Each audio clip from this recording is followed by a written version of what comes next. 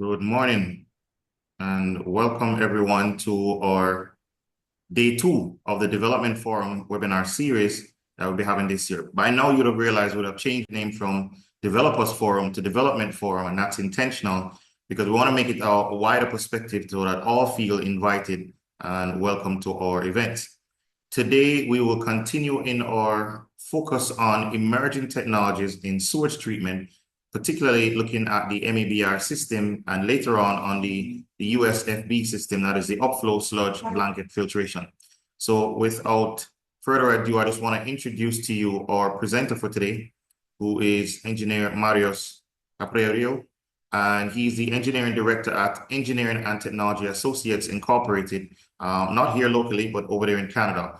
And so he will be talking to us today about the technology, the MABR system, and you will have around a 45-minute presentation, at the end of which you'll be given a chance to voice your questions if you want to do them verbally, or as you go along in the presentation, feel free to type them in the section that allows you to do so, and we will take that at the appropriate time. So he has over 30 years experience in water distribution, sewage systems, wastewater, and water systems as well. And I'll allow him to go through that as he goes along, so we won't take up too much of his time in just introducing him. So Marius, thanks again for joining us today, and we turn over to you now as you present on your topic, breaking through technologies and the leap towards sustainability. Well, thank you very much, Dr. Ellis, and I think I'm honored to present to Jamaica Institution of Engineers. I'm not starting with a joke, but just like a little bit of history. Like I started, I think it was like somewhere like in 2010. It was a presentation more for like a day. It was for Jamaica Institution of Engineers about the sewage systems, and it was at Pegasus Hotel. And at the end, there was a reporter that came and say, well, what do you think will be the technology of choice for Jamaica? So without trying to get into too much political trouble, I tried to kind of hide and just not give certain answers. But today, like now, with these two technologies that I'm going to present, I think I do have an answer. So I think the presentation will go through two technologies. One is the MABR, the membrane aerated biofilm reactor, and the second one is the System O, which is more like a natural system applied for smaller plants. So with that, I will just get to the first, the membrane aerated biofilm reactor. This is applicable, you'll see through the presentation, for housing developments, for small to medium size, but also for larger systems because we save a lot of energy. And when we factor the life cycle cost of operation maintenance cost, adding to the initial investment, we do see that because of the energy that's being saved, it will make a lot more sense for countries like Jamaica, where the energy is very expensive. So this technology saves about 90% of the energy required for the aeration. And also the good part is that achieves like simultaneous nitrification, denitrification. The second one, technology, we'll talk briefly, like System O. It's natural and ecological and requires minimal electricity, very few moving parts. It's completely underground, buried. So we can use the soil above as a parking lot or a garden. So that will make very interesting for smaller system. With that, we'll just go into the membrane aerated biofilm reactor. So here you see the evolutions of the aeration system in the wastewater treatment plants. The first one, the surface aerators, these are very well used in Jamaica. A very good technology, but as you see, they consume about 3 kilowatts hour per each kilogram of COD that's been removed. Then we have the coarse bubble diffusers, a lot more efficient, but still we're using about 2 kilowatts hour per kilogram of COD. And then we have the fine bubble diffuser, only like 1.5. And the next thing, and where the revolution is the MABR, which consumes only a fraction. We need actually 0.2 kilowatts hour per kilogram of COD. So that's where the benefits of this technology is like very good effluent and very, very energy efficient. So wastewater treatment plant, it's similar to a conventional. The only part that's being changed is that in the anoxic tank, we do have the membrane aerated biofilm reactors in the form of a tower, and you will see through the presentation, very easy to install, not changing the operation of the system. And these are totally different than an membrane bioreactor that's used as a filtration. We're using the membrane just to naturally diffuse air into the wastewater. So when you see our membrane, it's a flat sheet membrane, and it's more like a sleeve. So we are circulating, like we're passing only air through the membrane. It's coated with special resin. So the membrane operates as our human lung, lets the air to be diffused into the wastewater, and at the same time doesn't let the water to go through the membrane. So that's like totally different than a traditional membrane that's been used as a filtration media. So here, when we see like we have the membrane and we're passing the oxygen through the membrane, and then we do have the air. It's untreated wastewater. So we are creating a biofilm. Biofilm because we're oxidizing the ammonia, so we produce the nitrite and nitrate. And then because we do have a lot of carbon, we are producing also denitrification into the same tank. So as you see here, we have a lot of BOD and COD that's been used for the denitrification, and then we are releasing nitrogen gas in this anoxic cell, which means that we are consuming a lot of carbon, not enough, so we still need to do like a small aeration tank for polishing. So then this is like the technology that has simultaneous nitrification, denitrification. The fact that we are consuming a lot of carbon into the anoxic part of the plant, it makes like very, very small compared with traditional technologies. So these are like the plants, the towers. Depending on the design, we have towers like this with 3 membranes. We can put 4. We can have 2. It all depends, and it's custom made. But these spirals, as you see them here, they're about 2.2 meter in diameter and about 1 meter height. And then here it's like the project in Jamaica. We're lifting them with the crane, and they're installed inside the anoxic tank.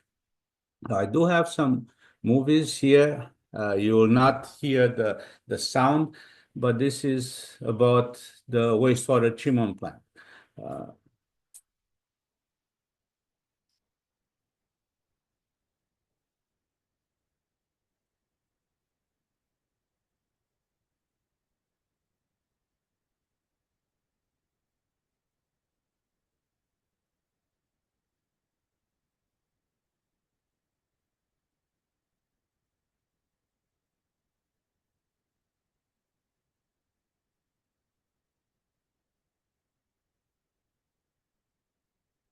And this is a retrofit at an existing plant. And you can see how they are installed inside the tank. Very easy to install. It's more like a Lego system.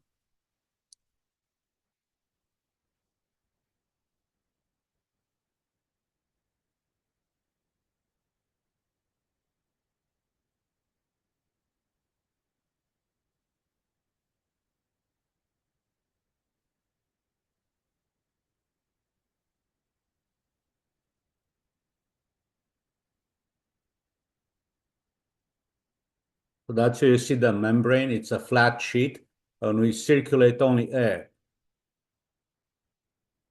So then we create the biofilm, oxidize the ammonia.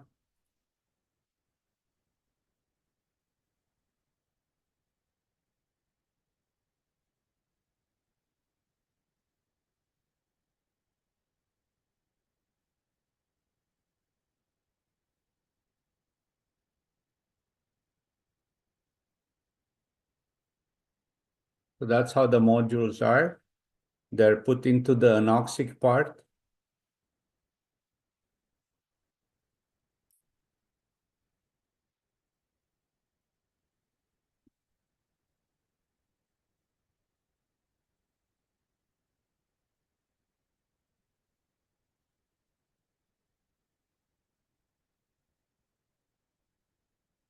So we do have an aeration system for mixing and controlling the thickness of the biofilm. And then we're producing very good effluent criteria, complies fully with the NEPA requirements. This is a plant in Israel.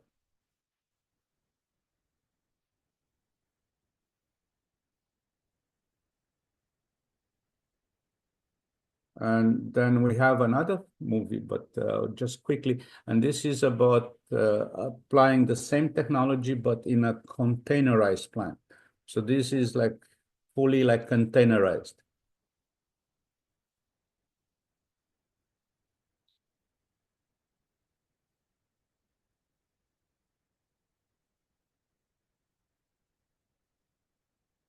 And you see here the same technology, but in containers. These are like the containers for the aeration tank and the secondary clarifiers.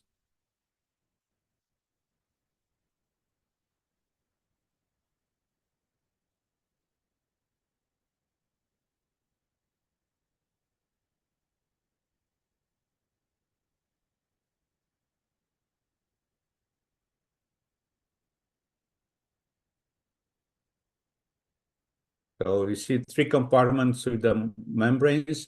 Here we do have like towers that only two membranes. And then the similar that we produce simultaneous nitrification, denitrification.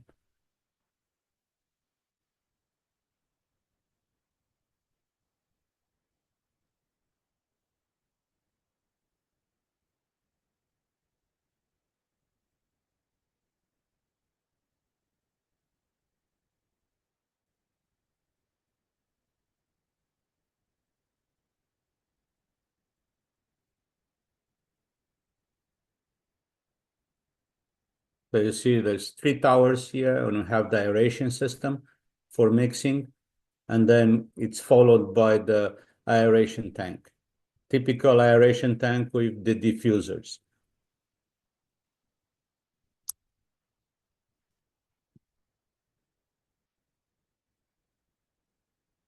And you do see like the efficiency of the system that we can achieve COD, very low COD values, but you will see through the movie that we achieve very low, about 90% reduction in the phosphorus. So this is 90% biological removal. And ammonia here.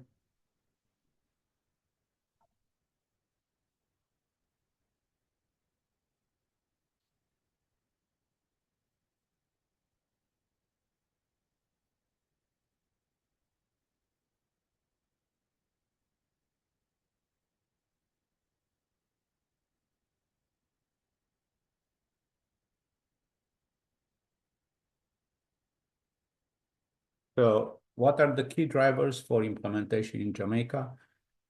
It's the requirement for nutrient removal that we have to comply with NEPA guidelines from 2013, where the total nitrogen should be less than 10.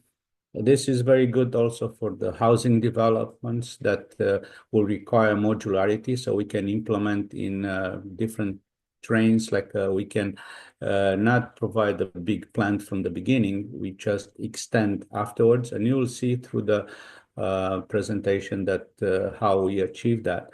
The high energy cost, that's probably like one of the major issues. Reduced operation maintenance cost, standardization of equipment used. We do have a warehouse in Jamaica where we can supply very easily pumps, valves, instruments to the plants that we have in use in Jamaica, and also reduce biosolids production. So let's now visit like a couple of projects. This is for Old Coal Wharf sewage treatment plant, originally designed for the new pier in Port Royal, but now I think the plant will serve also the village of Port Royal, and I think they're working now to extend the collection system and bring the sewage to the wastewater treatment plant. Here you can see this is like the new cruise ship, and then our plant is about 500 meters from the cruise ship going towards the airport. As you see here, there's like the cemetery, and I think they told me, the locals, that this is where Jack Sparrow is buried. So, very famous site here. That's the plant. We built the infrastructure and the civil works for about 250 cubic meters per day continuously. But at the beginning, we are intermittently operating because we do not have a source of sewage like on a continuous basis. So the plant, here is the schematic that we have screens, we have the equalization tank, the selector tank that's required to produce the anaerobic conditions, so then we can achieve like biological removal of phosphorus. Then we do have the anoxic tanks with the MABRs, and then the aeration tank, and then we have the secondary clarifiers, and then effluent tank. Disinfection is done by UV light. And then for treatment of solids, we do have an aerobic digester and then sludge drying beds. So this was approved by NEPA, and we are discharging into the mangrove. And as you see, like the total nitrogen will be less than 10, and the total phosphorus less than, I would say, 4, but we will achieve very well below 1 milligram per liter. This is the process and instrumentation diagram. And here we can talk about modularity, how we can change and then increase the capacity. As you see here, we show only like one row of membranes. So these are like the 3 modules. And then that's in the first phase where we said that we can operate with 80 cubic meters on a constant. And then later on, you'll see here, then we add another module on top. We are not changing the equipment. We do not need to make any modification to the structures. And we increase the capacity to provide about 150 cubic meters. So very easy addition. We can add extra capacity by just adding that additional module. Everything else will stay the same. There might be some changes a little bit on the piping, but everything, like no major civil construction. And that's on the wastewater. On the effluent tank, we do have the UV disinfection, and then we do have at this moment some recycling pump. And then we will eliminate them in the future because we will just go through the effluent tank straight into the UV disinfection. So very complex plant, small but complex, and then it's fully automated. Here you see the installation that we've done. The blowers are outside. They are aluminum. Even though we have the sea breeze, they are still in very good conditions, and they operate very well. Here, as I said, that the plant is designed and equipped with a very sophisticated control panel. We do have the possibility of operating the plant from Toronto, from any places in the world, we do have access. So we can start the plant, change the parameters, and that's like a very minimum requirement for operation by the Port Authority. At this moment, I think they do have like one mechanical engineer, but his specialty is HVAC, not wastewater treatment. And then he takes care under our supervision for the operation of the entire plant. Here you do see in the screen the screens that appears on the control panel with the membrane bioreactors. We have the recycle pumps. There are instruments like flow control valves, flow meters, and everything is documented and trended in the PLC. These are like how we set up the PNID loops, because we do want to have certain flows. So we set up like the flow, and then based on the flow meter and the flow control valve, the flow control valve will modulate to maintain that flow set that's been set up by the operator or by us. And then we do have the controls for the pumps. They can be in automatic or manual. Everything can be done remotely, but also can be done at the plant. The second project is Friendship Sewage Treatment Plant. This is located as you go from Mandeville towards Santa Cruz, around Pepper. On the left-hand side, this is the new development for NHT. This plant is being provided a larger capacity, 680 cubic meters per day continuous. And then you do see here like a very compact plant, concrete structure. The tanks are about 4.5 meters tall. The whole construction is above ground. As I said, it'll be we fully commissioned, but still there are no houses around. So we are in a status quo mode there, and we expect to have the houses starting soon, so we can get like a proper sewage coming to the plant. Thought a little bit different. Here you do see the screening facility, the pre-treatment, where we do have like a core screen, a 6mm core screen, followed by 1mm drum screen. And then we do have for grit removal, we do have high like channels that will settle the grit in the channel.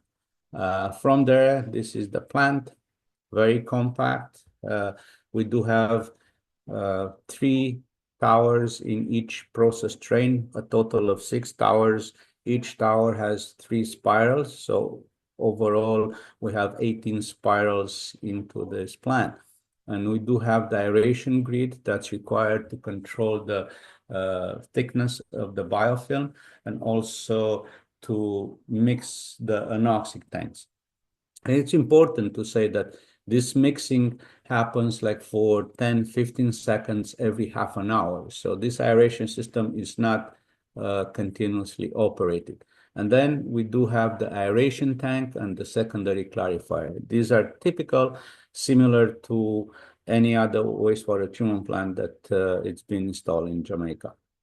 The PNIDs, again, shows like towers with 3 spirals, and then we have the aeration valve electrically operated. It's all through the control panel. It doesn't require any operation from the operator. And then we do have the aeration tank and the secondary clarifier. To control the biomass inside the aeration tank, we do have the RAS and WAS pumps, return activated sludge that will be returned back to the beginning of the anaerobic tank. And then the waste activated sludge is being sent to the aerobic digester. These are like different modules than the ones are installed at Old Coal Wharf. You do see there's like 3 three spirals for a tower of 3. And then this is the aeration grid in the aeration tank on the left-hand side. And then on the right-hand side, you see the aeration grid that's underneath each tower. Again, this is only operated for 15, 20 seconds every half an hour for the controlling of the thickness. Here again, we have the installed in 1 day with a crane installed the tanks, and these are not like specialized contractors. Like we are working with the contractors from the island. It's easy to install with our supervision. Everything can be done in 1 day. There is another movie here that they lift the crane with the towers, and then depending on the type of modules, at the bottom we have only one spiral, and this one that you see in the movie, it's like a double. So we do have 2 spirals, one on top of each other, and you see here on the right-hand side how they are installed. This is the famous Michelin star restaurant that we have where we have lunch when we're on site and do the construction. The third plant, it's even bigger. This is in Perth. It's in Mandeville in Manchester, Paris. And then the plant is rated for 1,400 cubic meters per day, larger, and fully complies will comply with NEPA requirement. And I think it's now in operation. I think the houses were start to be handed over in October of last year. Again, here you see that the core screen 6 millimeter, and then we have the drum screen. The difference is that we do have now for grit removal, we have a vortex grit removal that will collect the grit, and then we have the grit classifier to dewater the grit and collect it into a bin. Here, 2 process trains, but instead we have now 6 towers of 3 modules. So overall in the plant, we have 36 spirals. Similar approach with the RAS and WAS and aeration system. And then we try, as I mentioned in the earlier presentation, to have spare parts for the valves, for the instruments in Jamaica. So if something happens, it can be easily deployed. And on top of that, each equipment, as you see here, you see 2 pumps for the return activated sludge or waste activated sludge. It's designed like with 100% redundancy. So we do have 1 duty and 1 standby. And that's typical for the equipment like pumps and blowers. The valves and instruments, we do have them as spares in the warehouse in Jamaica. Again, very compact, similar type of arrangement. Only thing that we see more towers, and the tanks are a little bit larger.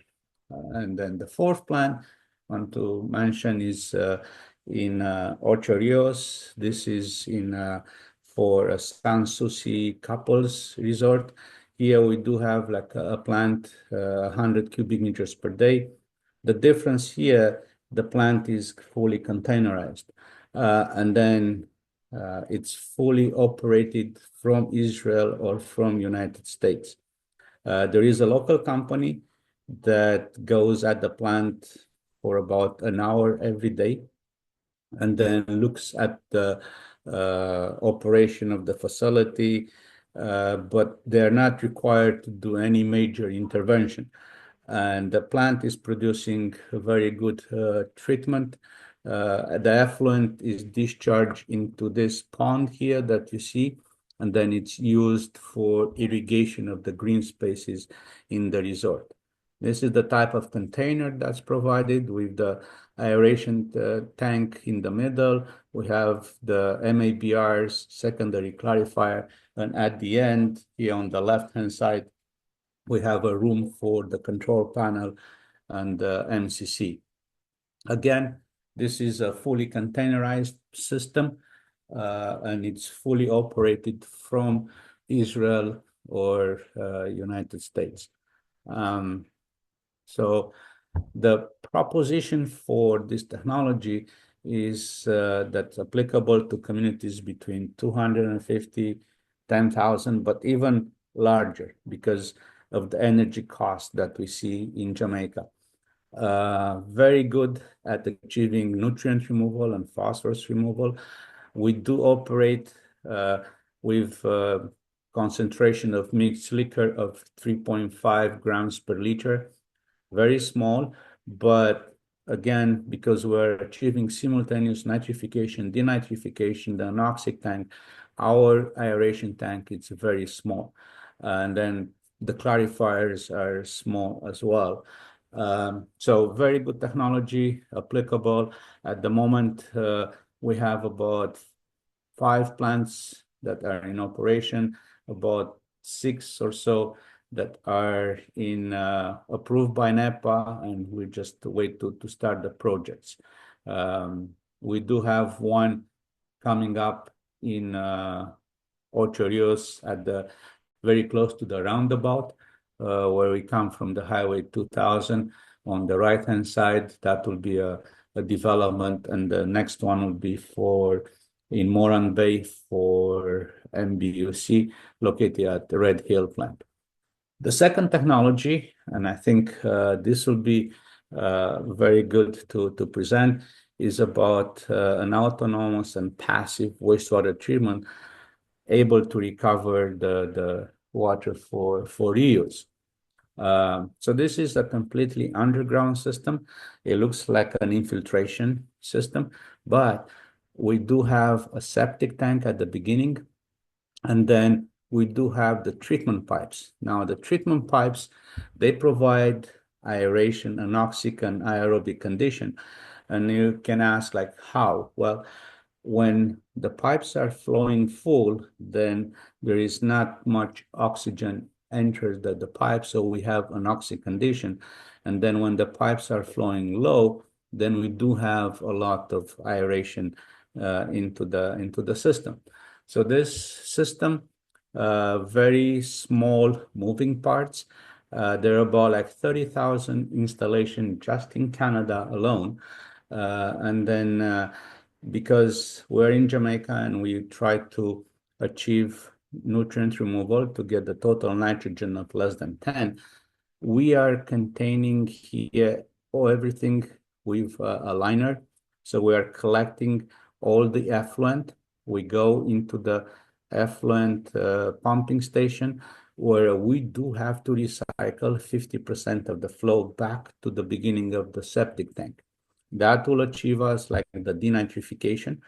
And then also we can use the remainder to discharge for water use, and we can make it for water for irrigation. We can have a garden, or we can discharge into the environment. As you see here from the picture, this system is probably the most resilient when we are talking about the climate change. The fact that it's completely underground, it makes it the perfect type of system in case of hurricanes. Nothing will happen to it. Everything is underground, so that the system will work beautifully. We are using very small pumps and then a UV system. And this can be completely not connected to the grid. So we can install some solar panels on site that will provide sufficient power to power those recycle pumps and also the UV system. This is at the base, it's like this treatment pipe. And as you see here, it's a high density polyethylene pipe. It's 12 inches in diameter, so 300 millimeter.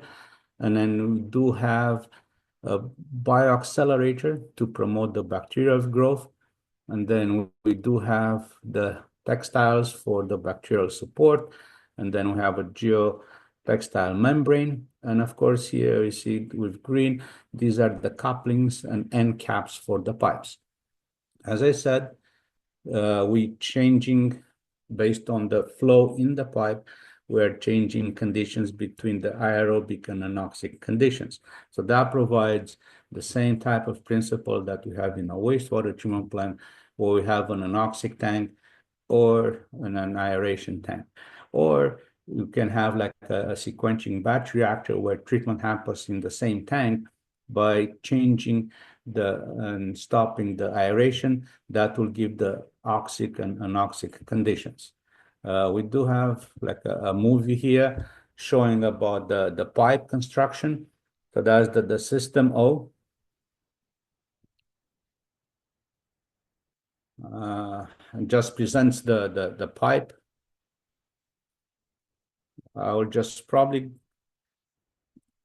go more into the second movie here and just show you like how this system works and how it's installed for like a community. And these are like the pipes, the houses, and we do have the collection system. The system is completely underground and collects the wastewater. It goes to a septic tank first. Typical type of septic tanks, 2 chambers. One collects most of the solids, and then it gets distributed to a distribution box. It goes to the treatment pipes, and then it's treated. These are the pipes. These show how the water flows through the pipes, and a little bit about the construction of the pipes with the bioaccelerator and the bacterial support.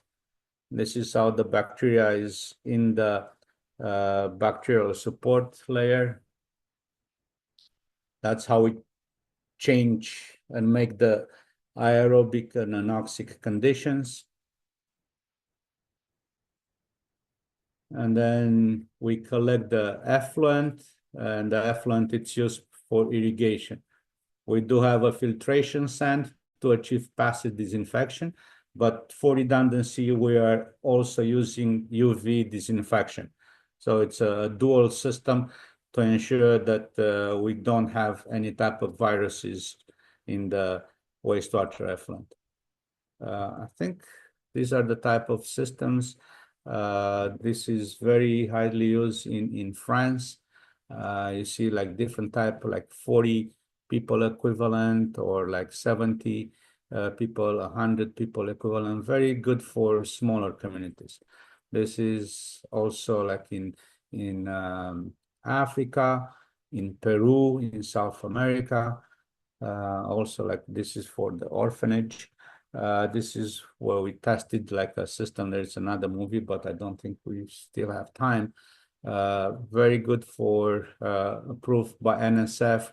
It's been approved by EHU and NEPA, and we have some projects in Jamaica. This is the pipe, not that heavy, can be easily installed. This is where we install the pipe. So again, like key drivers is the energy cost, most resilient. It's completely underground, and we can use the soil above for as a park or as a parking lot. Very good for malls or like other developments where we do not have setback. Like we know that the NEPA will require a 40-meter setback from the aeration tanks. Well, in this case, like this is eliminated. This is the first project, a 6-bedroom house in Sherry Gardens.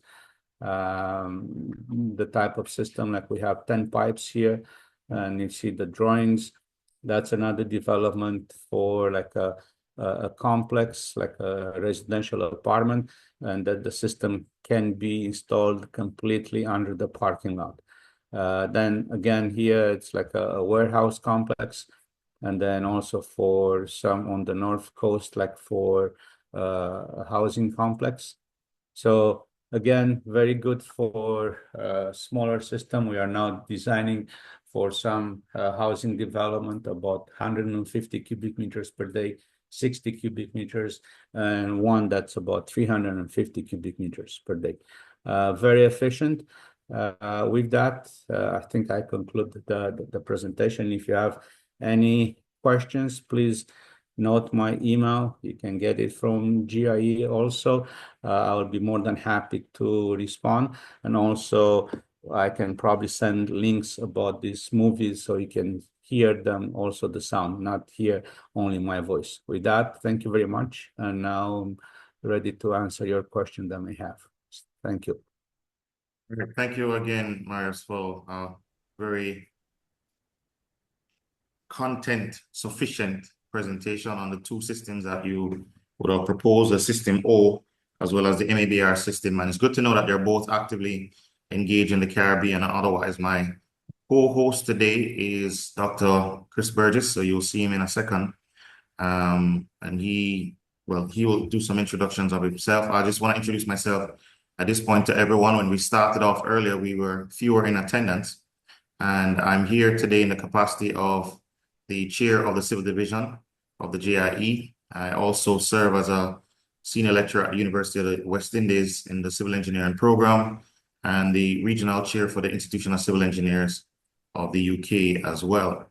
And so we just want to, again, we have a couple questions that were posed in the audience, by the audience, and we still have a few that we would also want to address.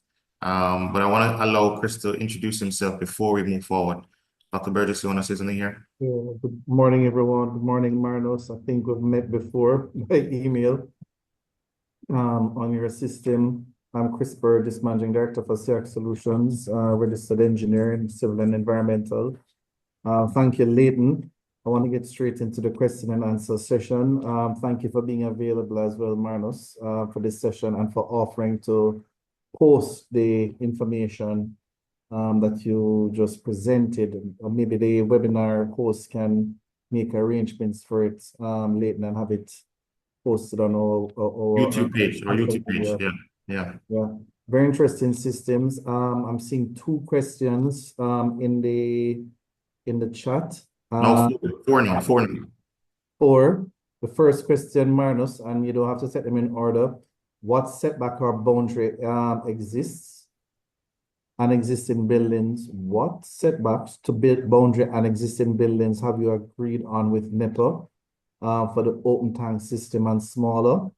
That's coming from Engineer Lise Walters. That has to do, Marius, with NEPA wanting not less than 5 meters, sometimes 10 meters setback from aerated systems. I'll give you a chance to answer afterwards. Lise also asked, with the current trust by NEPA to have soil absorption systems in additional filtration, is additional filtration necessary, and do you recommend changing from the chlorine disinfection in a soil absorption environment? That's Lisa's first two questions. Do you want to take that, Marius? Yeah, thank you very much. It's obviously relate to the first Yes. system and then the second system, yeah. Sure. Like the first system, I think that the setback it's about 40 meters.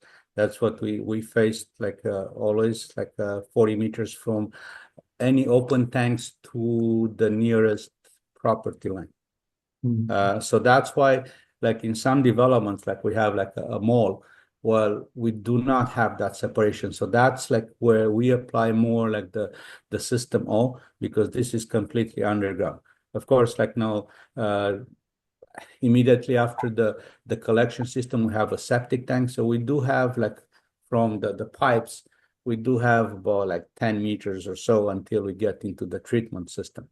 The system O, it has a filtration system. The filtration system, it's used more for like achieve passive disinfection. So in order to get around, because there are some questions, oh, do you need the sand or not? We also provided like a UV disinfection. So we do have like a redundancy system for that tertiary treatment to achieve disinfection.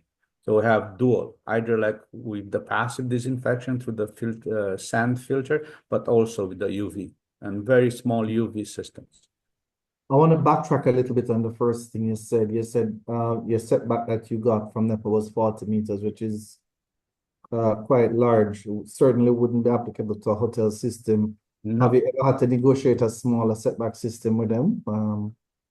Well, I mean, that's like we didn't the one that we had like the 40 meters.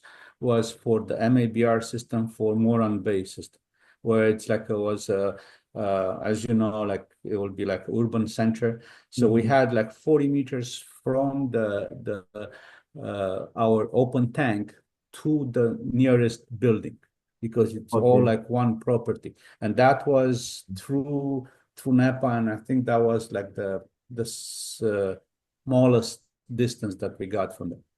All right, and for the engineers who are present, just to bring a little life to it, setback is money. The more you have to set back from your boundary, or as Marius just mentioned, the nearest building, is the less use you can make of expensive land. And so particularly in hotel situations where they make it really tight, you know, a 10-meter setback, even a 5-meter setback is where the developer will push you to. All right, some more interesting questions here, Marius. So you're not going away as yet. Engineer Alex, is there a ranking across these 3 systems? I caught 2 systems, Alex. I might have missed one. And from Engineer Jones, Marius, he asked, can you confirm the recirculation rate from the secondary clarifier to the MABR unit with respect to the average plant flow? And then he goes on to ask, there's a slide with $1 in the system, 700,000. Can we see that slide again? So maybe you can just bring up that slide. So the first question is the ranking across the systems in terms of implementation and operational costs. I suppose to normalize it, you know, in your estimation, you may not have had the slides ready. Which system is cheapest per cubic meter to implement, and which system is cheapest in operations, in terms of operational costs? There's like a lot of questions, so I will just try to keep track of them. Now, the setback, I think we are looking now more and more and try to optimize the development plans, because every, like, when you put like the 40 meters, that means a lot of lots and means a lot of money for the developer. So we do see now the system very applicable for the subdivisions that are 150 or even 300 lots. So we do see that making a lot attractive because we can increase the density of the lots. This is like the system where we do compare some numbers for like 110 cubic meters per day system. And when you look at the cost, a mechanical plant, without saying that we don't have the setback, but just say if we have the setback, the cost will probably be 725,000, and this analysis was done about 3 years ago in a concrete tank. If you would be containerized, the price will go up. So the 750,000 will go up probably, like, say 20% or so. The operation maintenance cost for a mechanical plant, because you need to provide aeration, plus not talking about security, just like the manpower and also the energy cost. It's probably about 27,000. Operation maintenance cost for a similar system for System O, it's only like $600 something. So only from the 20-year savings in the operation maintenance cost, you can almost recover the entire investment. So when you ask me like which one is the best solution, depending on the size of the development, I will probably say System O. But when it gets to like a larger system, like we have one for like 2,800 cubic meters a day, that's like more applicable for like the membrane aerated biofilm reactor. But again, it has to be evaluated like different, like on each case, because the soil conditions may be a factor. If we get to a larger system and then it's rocky, and then we cannot go like 3 layers. That's the maximum that we can have, like 3 layers, because the cost of the excavation will be very high. So we do have to evaluate on a project specific. All right.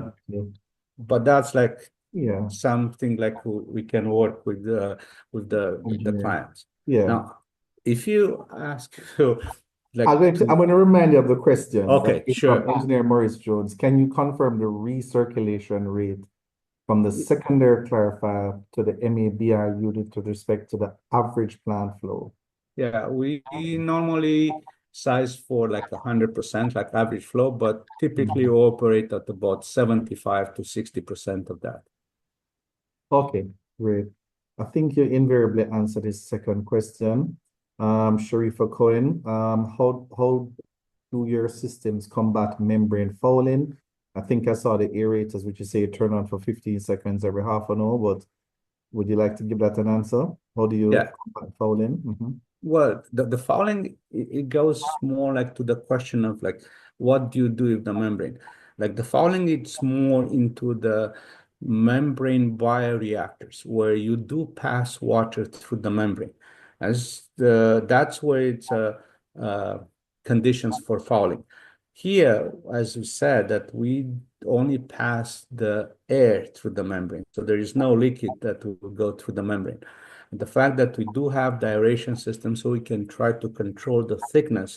So we do not need any disinfection of the membrane or membrane to be taken apart from the tank, go into a separate tank for cleaning in place, like to prevent like the fouling. So these are totally different membranes. And the membrane, it's used as a support for the biofilm to form and then produce simultaneously nitrification, denitrification. Totally different than a traditional membrane bioreactor. Right. All right. Thank you very much.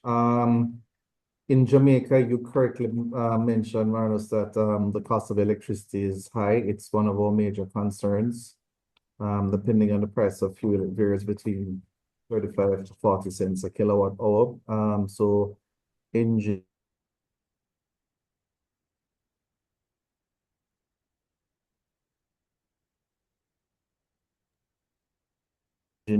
or engineers had asked a question about sustainability and energy costs. I believe you had presented a slide that showed 30 cents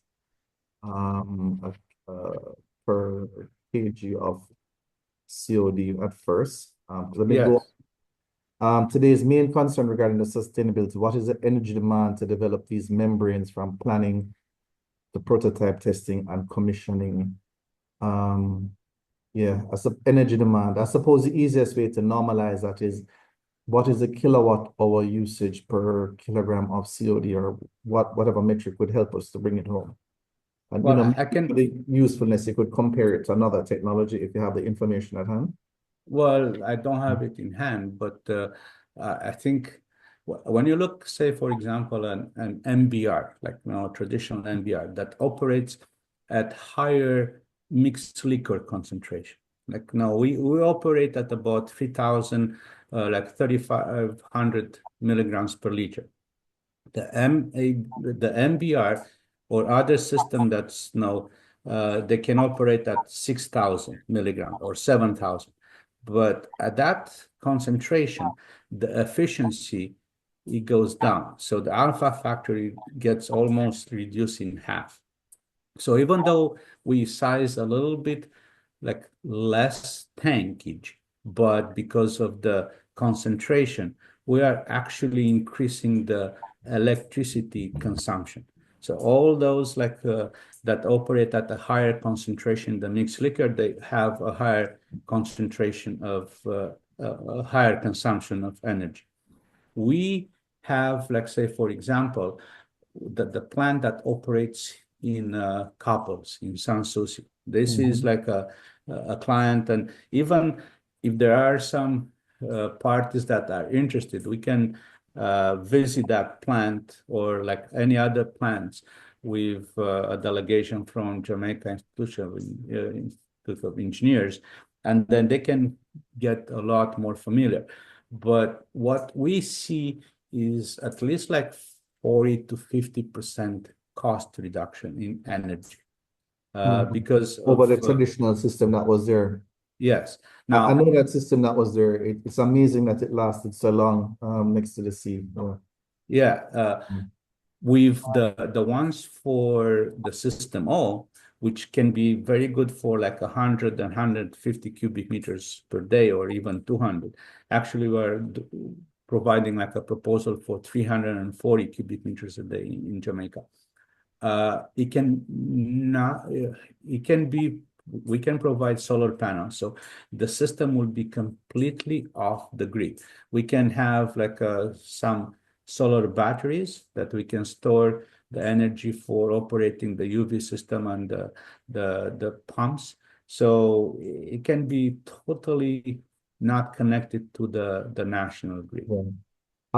You know what I'd like you to do, Marius, was you're answering the next question. If you could go to, I think it's your second or third slide on the MABR. I believe you had a very useful slide here on the kilowatt hour per kilogram of COD. I don't know if you can restart. I want to answer this question because in the context Yes. of Jamaica, it is actually very important. I don't know if you can go back there. Yes. I hope you see it now. Yes, Right? and you give the timelines. So engineers, this is a very useful comparison of the technologies across the years. And everybody will be familiar with coarse, well, the civil engineers will be familiar with the coarse bubbles and even the fine bubbles. Well, but also the surface aerators. I mean, Yeah. in Jamaica, there is a lot of oxidation ditches and like very good technology, but as you see, not very energy efficient. I will change all of them. Yes. Yeah, I agree. I mean, I must confess to Marius that I've seen your system in Italy at a cheese factory, and I think that setting works well for the maintenance of these high energy, high mechanical systems where you have a fully supported and trained individual. But unfortunately, where you see our surface aerators in a lot of instances, there's a little drop down, or there are challenges with maintenance. We have colleagues here at WC who can speak to that. The challenges. I say, Engineer Cadogan, what is the estimated initial capital cost investment requirement for MABR for treating 1,000 cubic meters for any of the facilities done in Jamaica?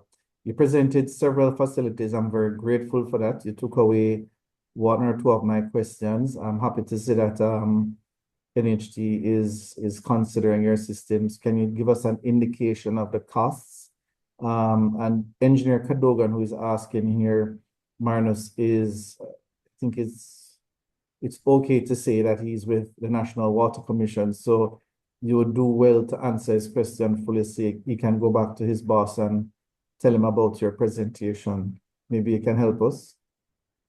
Sure. Like, well, with the cost, I mean, estimates, it's kind of like a difficult question to ask, because we did have like a system in Perth, which was a little bit higher cost because of the soil conditions. So a lot of costs were into the civil works. I think like the one in Friendship, which is probably like about I will say about 700. It can accommodate about 700, almost like say 900 cubic meters per day. And then at that system, I think the equipment and the civil works probably was about 3 million US for the entire facility. But that was like about 5 years ago. But when we look at the cost of the technology, even like say for tenders, it's pretty price competitive, like with all the others, like probably like similar cost or even a little bit cheaper. But what it makes attractive, and then let's not forget, this is when say NHT or NWC, the implement facility, the capital cost is not the complete picture. You have to look at what is actual the operation maintenance cost that I have for this Life cycle facility, cost. and then just try to do like a 20-year life cycle, and then you will see the difference that this technology makes when you consider like the operation maintenance cost over 20 years. All right. I Chris, hope that before we jump back answers in, engineer. there are two hands. So we have Errol Needham, who raised his hand earlier, but was not able to, I guess he's not able to type, so I still want to take his question. And we do have a hand here on the panelist side that will be from Melissa Thompson as well. So we're gonna just take those before we jump back to the written ones as well. Errol, are you there? You still want to ask your question now? Yeah, are you hearing me? Yeah, we're hearing you now. Go ahead. Yes. Yeah. In the case of the cold wharf, I think Michael mentioned that there was some spare capacity because there was no the effluent flow was not enough to process. Maybe I misunderstood. Is there any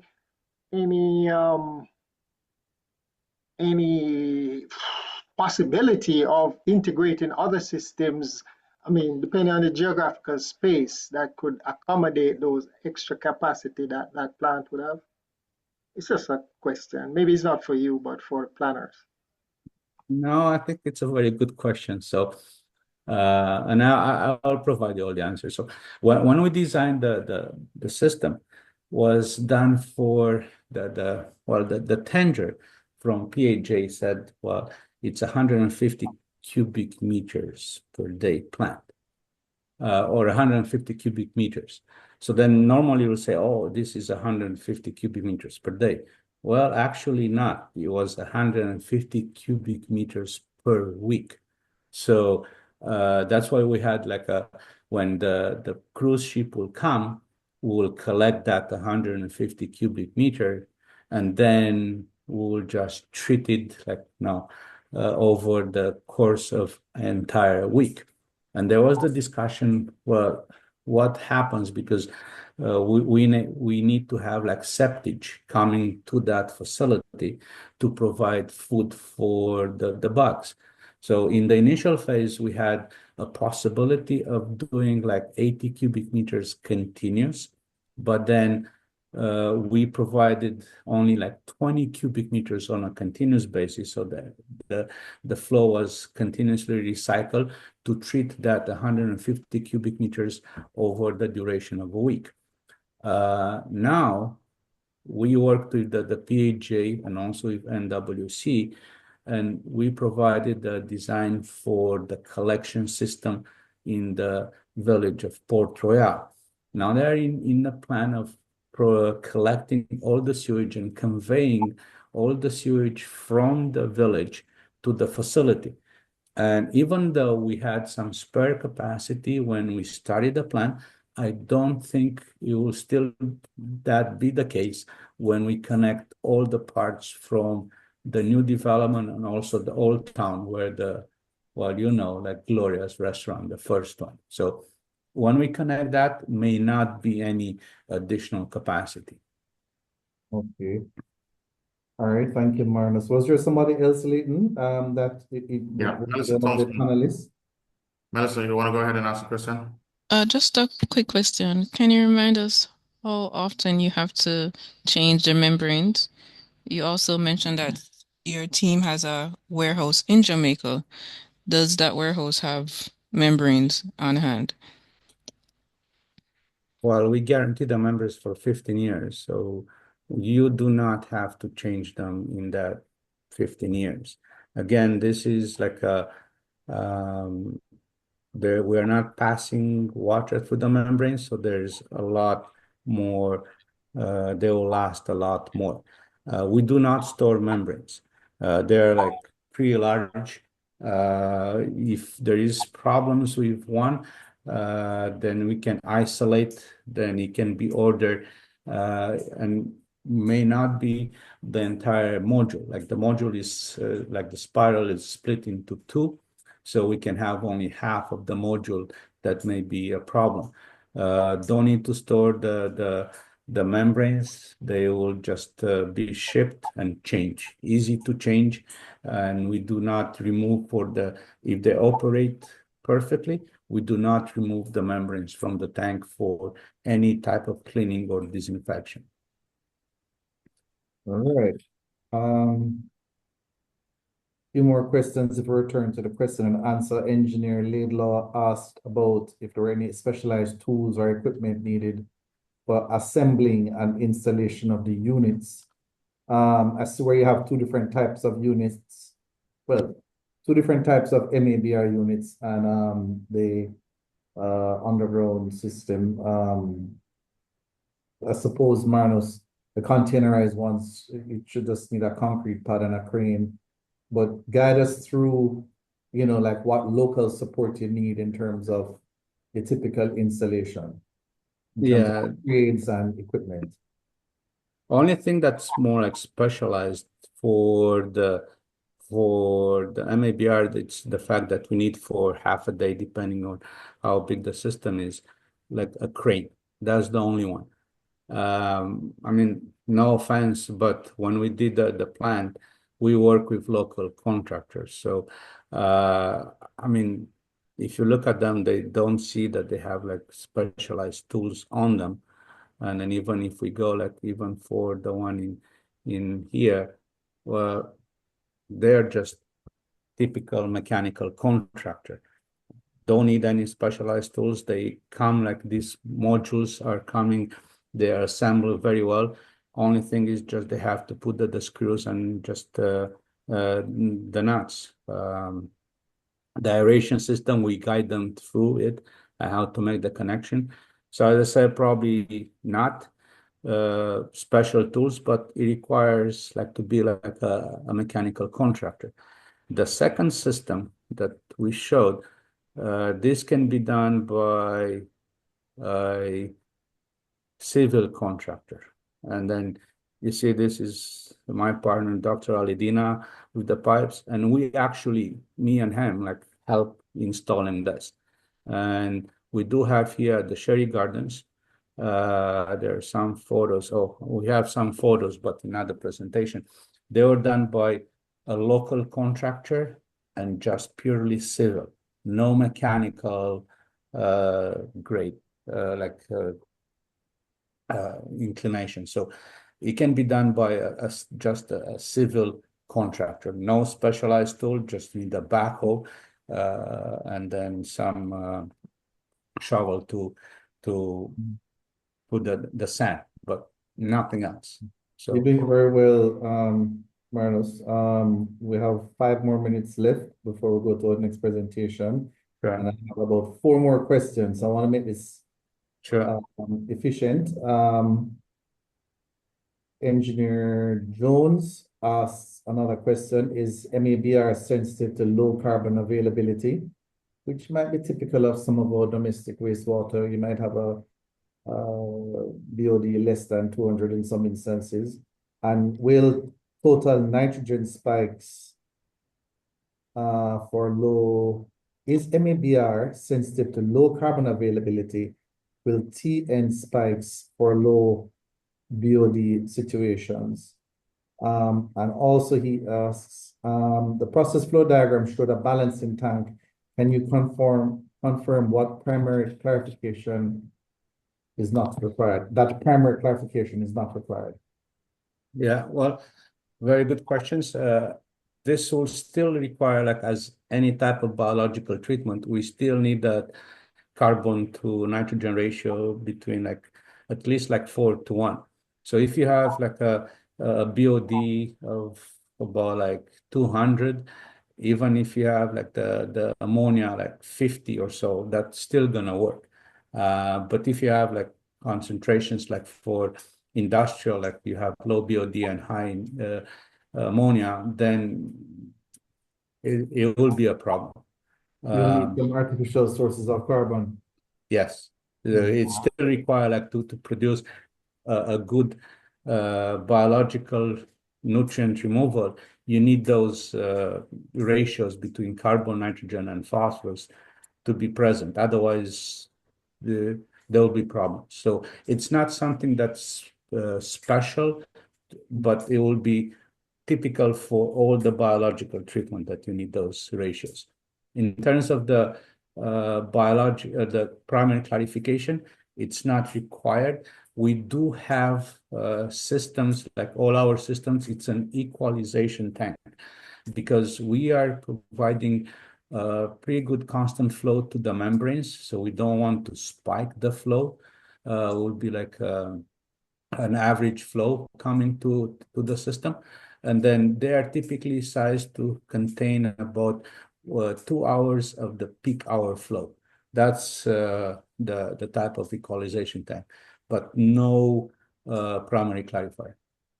Okay, a balancing tank is a good idea. It helps to give you more reliable effluent. Engineer Swaby, a reminder on the typical frequency of the biofilm detachment. And then I have essentially 2 more questions for you afterwards. Yeah, as I said, it's about like 15, 20 seconds every half an hour. And those are like just a operator set points. I mean, it can be like 25 every 25 minutes, but what we've seen so far, it's in excess of like 20 minutes or so to do the mixing and aeration for one grid. All right, Engineer Marius, Rachel is asking, in the current photo on the screen, where is the impermeable liner? It's not that I'm not interested in the MABR, but I was actually more interested in the second system that you presented. Where is the impermeable liner in this situation? Did you have one?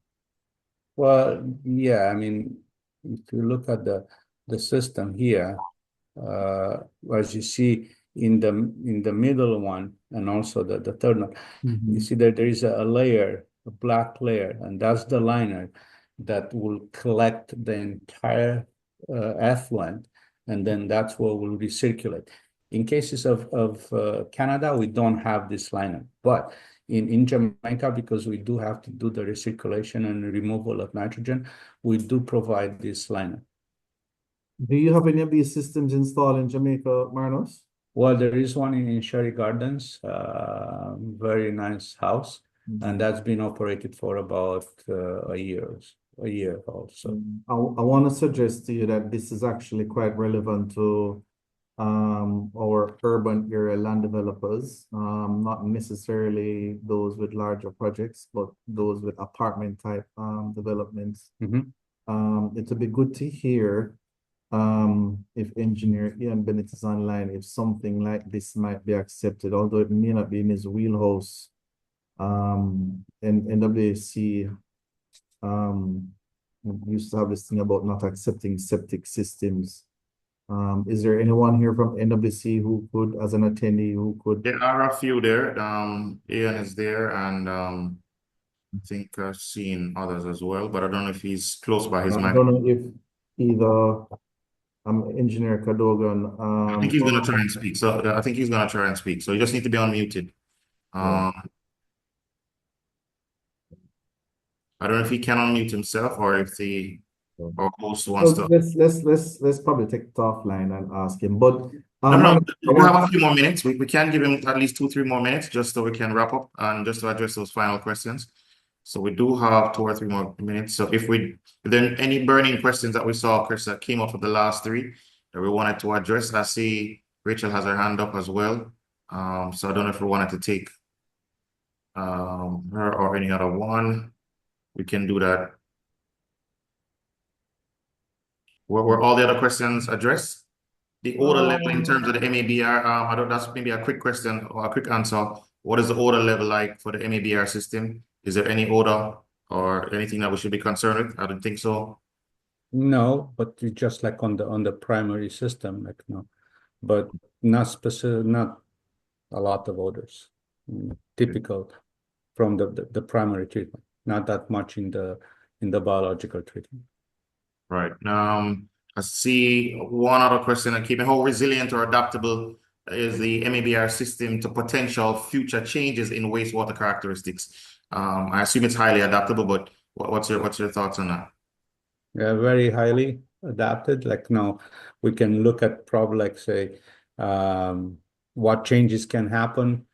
Not that many, probably the PFAS, but it's already like now very, very suitable for any type of like change. And the fact that now it's modular, we can easily adapt and change things around. Yeah, great. All right, that addresses that. We have a last minute question here. I don't know if Engineer Benny got the chance to open his mic yet, but if not, last question coming in from Engineer Sewage. Have any of your MABR systems been paired with constructed wetlands in less urban environments for enhanced phosphorus removal and general sustainability? Well, not again like with the wetlands, but we do know that now if the conditions are right, like presented in one of the movie, we achieve like 90% reduction biologically through the MABR. Now, if we do have to go even lower, like we have a system that's been operated for in California for university, he achieved like about 0.1 milligrams per liter of phosphorus. And that's through biological and also chemical precipitation. I don't see any problems with the existing regulations established by NEPA to be below 4. Like we will be like biologically well below 1, but it can be like even lower if we do have the opportunity to do chemical precipitation as well. Excellent. All right. Thank you very much. Engineer Bennett, I see you're unmuted. I don't know if you still wanted to answer the question. If you do, feel free to go back. All right, can you hear me? Yes, we're hearing you well. All right, good afternoon, everybody.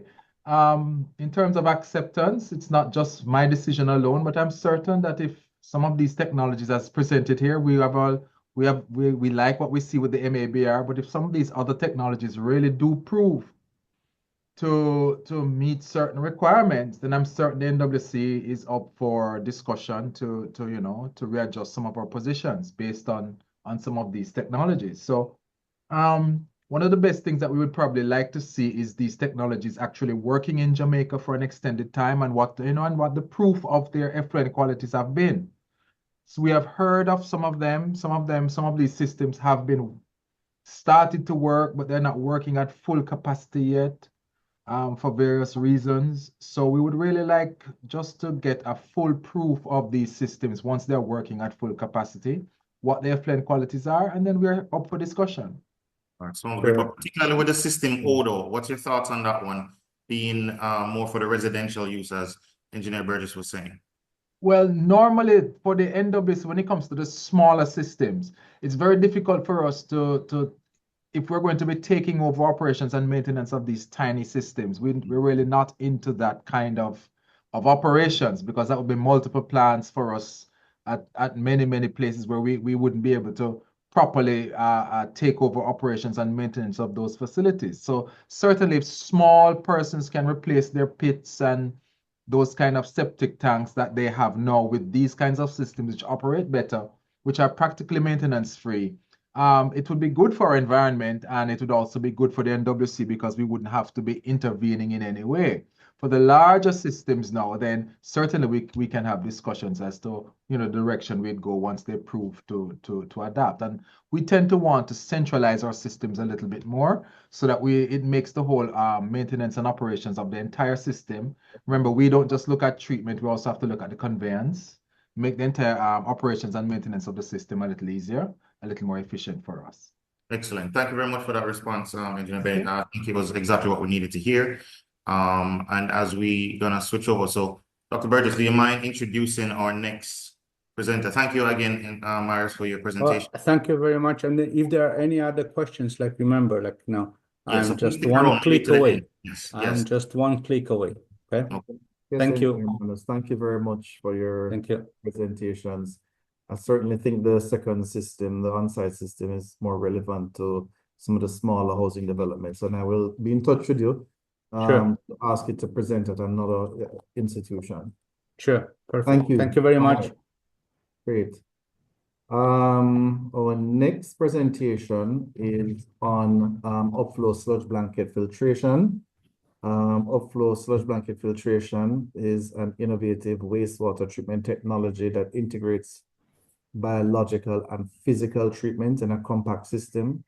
It's another one of those hybrid systems. The USBF process operates with a single reactor. In a single reactor where wastewater flows upward through a dense sludge blanket, allowing for simultaneous biological treatment and filtration. I'm certain Engineer Cuthbert is going to tell you more about it. Engineer Cuthbert is a civil and environmental engineer with over 25 years experience, particularly in construction of infrastructure development projects. He is a leader at Cuthbert and Jones Engineering Associates. He has successfully managed large-scale projects across Jamaica and Cayman Islands and Trinidad and Tobago, and in some of the U.S. islands in the region. Engineer Cuthbert, are you online? I am. You are? Thank you for the invite.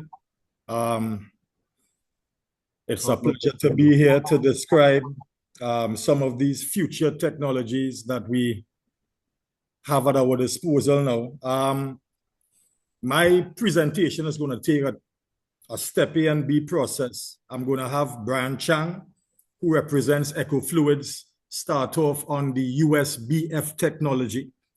There was a seminar a couple months ago in Kingston. A lot of people, I'm sure, who are on this webinar right now were in full attendance.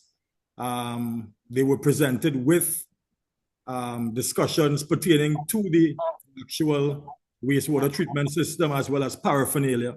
Part B will also be an introduction to another wastewater type facility produced by biomicrobics, which is geared to medium to smaller size developments. But I'm going to let Brian lead off with the USBF technology. Brian, you're muted. There we go. Can everyone hear me? Yes, we can.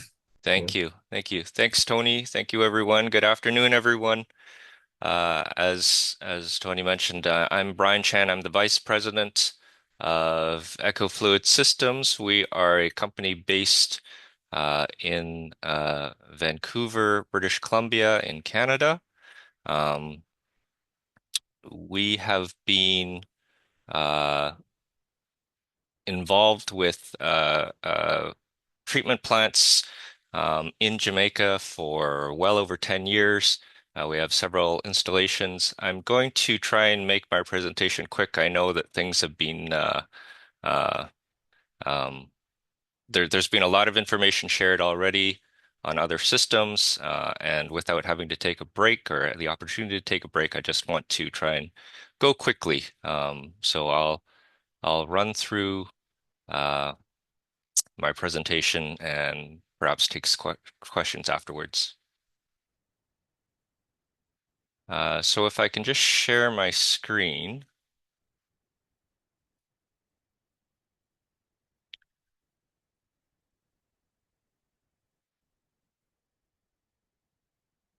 Okay.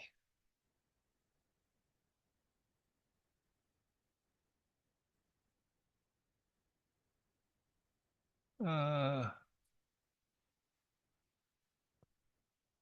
just going to run through quickly. I'm not sure exactly what you can see, but Brian, you probably want to press your full screen icon to the bottom right of your screen.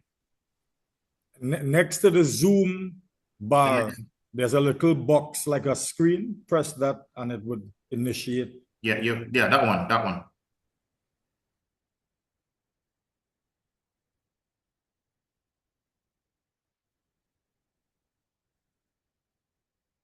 all right. Is everyone seeing this? It hasn't changed as yet. Yes, now we're on board. Yes. Go ahead. Okay, great.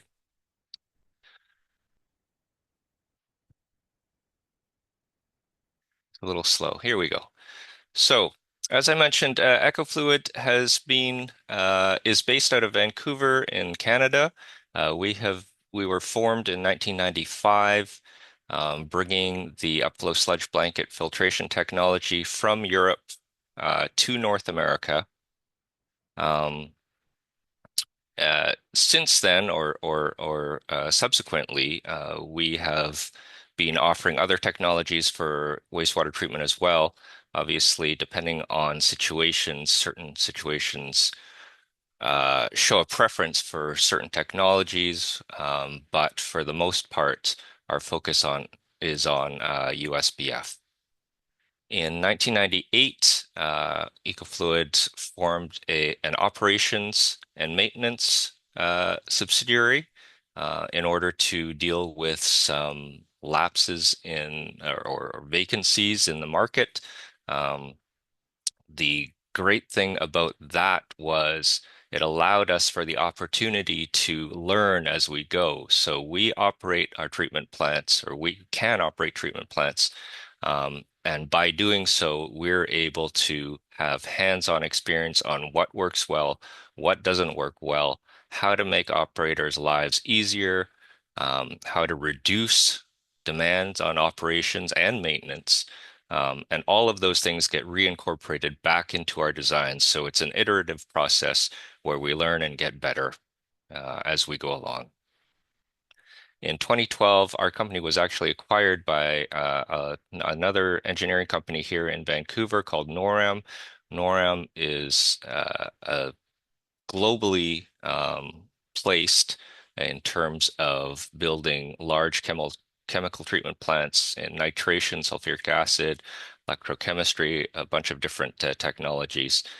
So their backing of us has increased our abilities in terms of, or our resources in terms of technologies and support, engineering support, and of course, financial stability as well.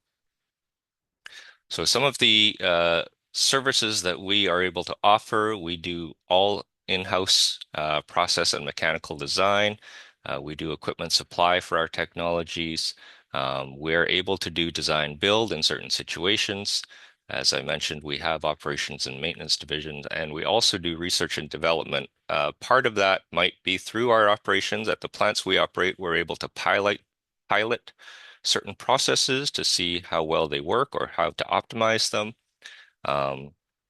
As well, with our parent company, NORAM, they actually own another company called the BC Research Institute, where we're able to bench scale test certain things. For example, if we have an industrial client, we can bench test their specific wastewater and come up with treatment solutions for them. Our applications, of course, mostly are in municipal types of situations, municipal and commercial. As I mentioned, we also do some industrial, and we can also do smaller packaged and containerized systems. And in general, our clients include municipalities, private developers, general contractors, of course, and then industry. So just to go through the Upflow sludge blanket technology, there's nothing particularly revolutionary in terms of the processes. There's things that we all know about, anoxic, aeration, and then clarification. The I don't want to say trick, but the highlight of USBF technology is we are able to localize all of these processes in one tank. So in one concrete or steel tank, we will have anoxic, we will have aeration, and we will have our USBF clarifier. And just to walk through the steps of very high level of how it works, the effluent comes in here into the anoxic. This is, of course, the low DO compartment where denitrification happens, conversion from nitrates to nitrogen.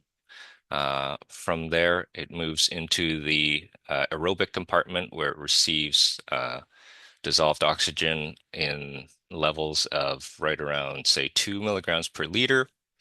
That, of course, is used to oxidize BOD and ammonia into nitrates. And then from there, the flow goes to the bottom of the USBF clarifier, the U being upflow, so it goes from the bottom, flows up. As the geometry allows or dictates, what happens is the sludge flows up, slows down until it eventually stops, and it forms a filtration layer, a very distinct layer on the surface of the sludge. That layer is a fluidized filtration bed, and the sludge essentially filters itself so that coming out the top is the treated effluent. As well, within the process, we take the sludge from the bottom of the clarifier and recycle it back into the anoxic for the denitrification process. So it's very so within this, as you can see, with the exception of the mixer, there's no mechanical parts. There's no moving. There's no motors involved. It's pretty simple. It's very easy to operate. It's low on capital costs and maintenance costs. The clarifier itself, again, because of the geometry, it's self-regulating. So as flows get higher, the sludge blanket rises and increases the area of the filter. And then as flows get lower, the sludge goes back down, area of the filter gets smaller. So it's able to regulate itself through various flow ranges. And this can be on an hour-to-hour basis. It can be on a day-to-day basis. It could be a week-to-week or season-to-season. We have these plants installed in for example, ski resorts where they might see huge swings in flow from a weekend to almost no one during a weekday, or they might see huge flows differences between summer and winter. All of those sorts of things. These are all dealt with inherently within the system. As I mentioned, we get biological nutrient removal in terms of nitrogen and phosphorus, again, as with other biological systems. Certainly, we're able to meet the NEPA standard of total nitrogen of less than 10. And depending on the situation, we might see lower than that still. The other things, as I'll go through some examples later on, the other benefits to the system are it's modular and easily expandable. It is compact because all of the processes take place in one single tank. And because it's an aerated activated sludge process, we don't have odors from this secondary treatment. Just to touch on, as I mentioned before, we do offer other technologies as well, including membrane bioreactors. Again, these are situations where it might be called for in certain situations, but in Jamaica, because of the climate and other considerations such as operations and maintenance, USBF is really the best suited technology for the island and for the Caribbean. Just to go through a very quick comparison or give you an idea of where USBF stands versus MBR, both will produce BOD and TSS of less than 10. Not an issue. Again, the nitrogen also not an issue. But one of the disadvantages of MBR is replacement costs for membranes, higher power consumption because of membrane scouring and things like that. Just again, a very quick capital cost graph, and this is a very high level, but you see here the orange line is USBF. These are the projected capital costs of system installation over capacities. So there was an earlier question on the previous presentation of what the cost would be roughly for a 1,000 cubic meter a day plant. And here with USBF, we can see roughly it's going to be in the $500 per cubic meter range.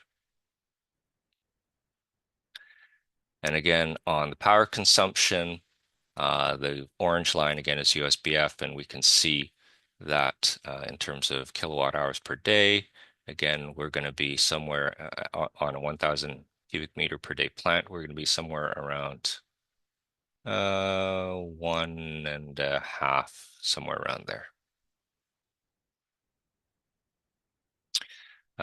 Just very quickly, we do also offer other things like growth media, either fixed or moving bed. But again, for the Jamaican climate, it's just an added cost in terms of media replacement and all sorts of things. So as I mentioned, we have been in Jamaica for quite some time. This is certainly our largest operating plant in Jamaica at the Friendship Development that was built by Wicon for NHT. The project was built in 3 phases. So each of these rectangles here, you see these rectangular tanks, that's one phase of a plant. Each of those is designed for 650 cubic meters per day. We installed 3 of them. In 2020, we started 1, and then subsequent to that, we built out phases 2 and 3, but did not start them up due to various factors. So from 2020, with the original housing development, up until almost present, they were running one single bioreactor, which again was designed for 650 cubic meters per day. Initially, they were a little bit less than that, and then they grew to the 650. And then, of course, as the development grew, the flows grew as well. And eventually, they were running, I would say, pretty close to the full intended ultimate capacity. But again, everything was being pushed through the single bioreactor. Despite all of that, the bioreactor still performed. It was still meeting NEPA effluent requirements. And then only very recently, I think in November, December of last year, phases 2 and 3 were finally commissioned, and they have been handed over. And so the entire plant is running now. And as far as I know, as far as I'm aware, everything is running well, certainly before even phases 2 and 3 were started up. Again, the plant was meeting NEPA requirements. Another plant that we have is at the Port of Falmouth. As you can see, there's this cruise ship behind. This is right beside sort of the village there.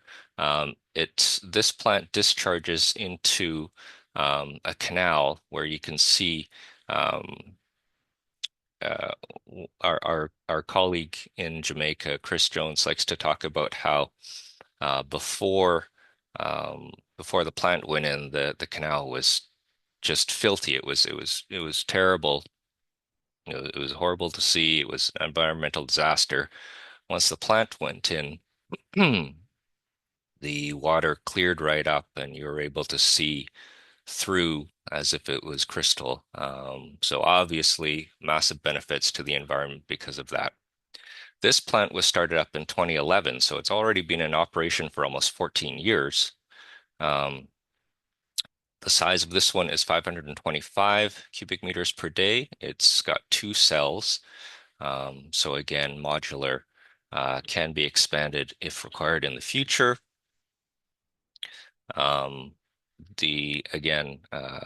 Effluent requirements not an issue, TSS, BOD, and nitrogen. And this is a local example of being able to handle flow fluctuations. Some days there's no flow, and then all of a sudden you'll get lots of flow. And this plant is certainly able to deal with all of that. One other thing that I should mention, well, I'll get to the next slide. Oh, sorry, I don't have the other plants. I thought the next slide was going to be our third plant, which is at Meadows of Irwin in Jamaica, another housing development outside of Montego Bay. So Meadows of Irwin actually was the first plant we put in. It was oversized. Unfortunately, the parameters that we were given were very high in terms of what to design to, but that's not what we actually received at the plant. Despite that, and despite not having operations and maintenance attention for, I believe it was for years, maybe, certainly months, if not years, the plant was still producing 10-10 effluent, 10-10-10 effluent. So the difference between Falmouth, where there are operators on site every day, and Meadows of Irwin, where there's very sparse operations in terms of the effluent quality, is nothing.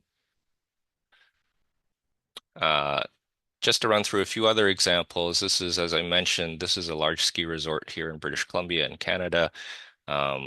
This system, the original plant was built in 1999. It's just top picture here. This is this was the original plant, which on the bottom slide you see is right here. It was expanded 1, 2, 3 times. So this is bioreactor number 4. The last expansion was in 2017, and the current size of the plant is 1,500 cubic meters per day. But again, it goes through huge flow fluctuations, both in terms of weekday, weekend, and seasons. You don't have this issue, but it's able to operate still with nitrogen removal in cold weather. And of course, it was expanded as the resort demanded. So not all the capital expenditure was put out up front, and they were able to just go as they grew.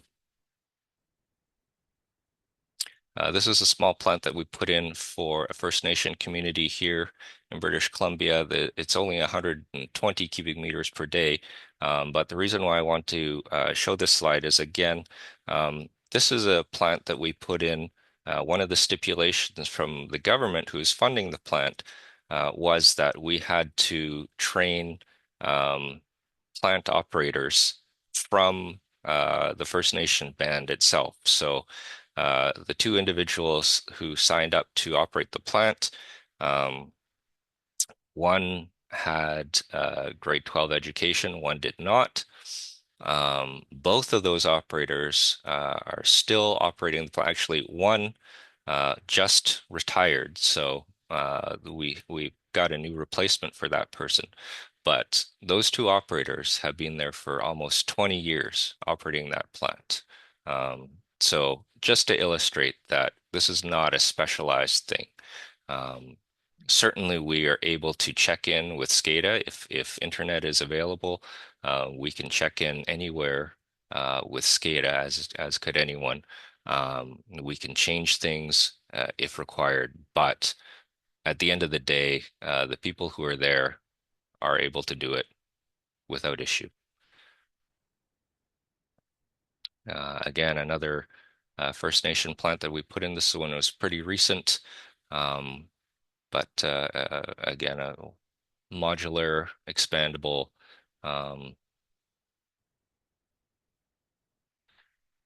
Another one very similar. Again, these are just illustrating how we're able to design the same process, install the same treatment technology in various different situations.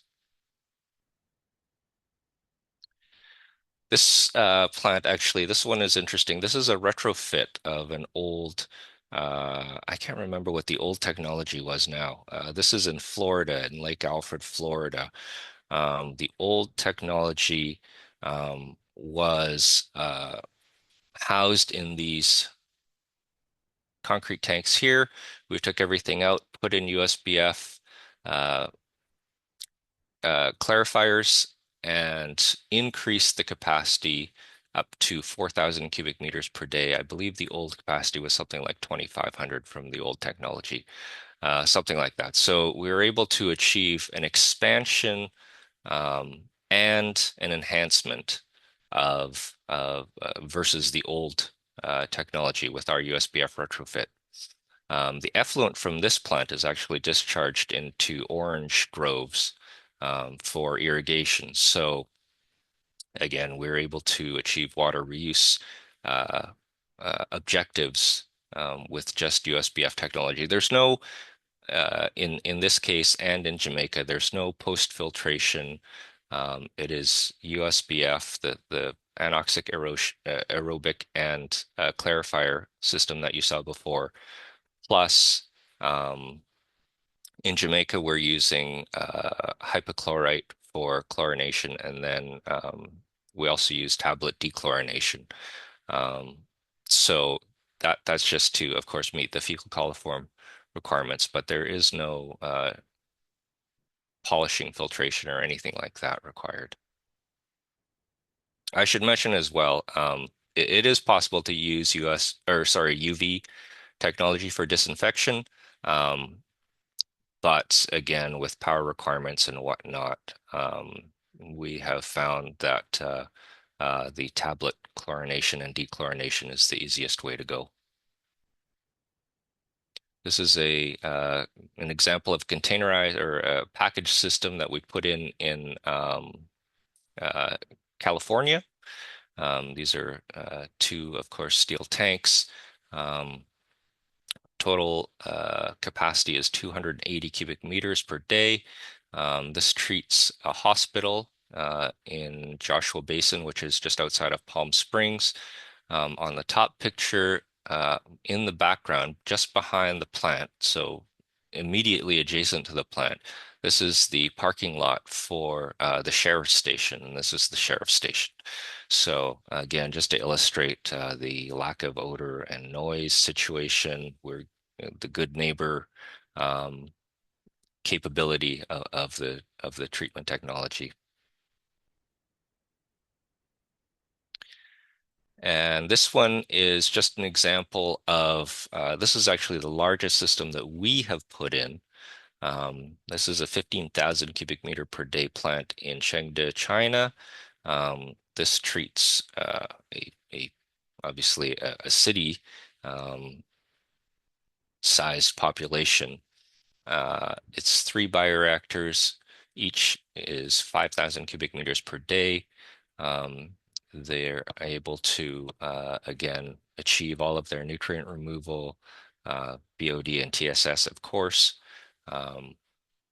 And the unique thing about this plant, aside from the size, is the clarifiers, because of the capabilities of the local contractors, the clarifiers were actually built out of poured-in-place concrete. So the entire thing is poured-in-place concrete, including the clarifiers, which meant they were able to build whatever size, whatever length clarifiers they wanted.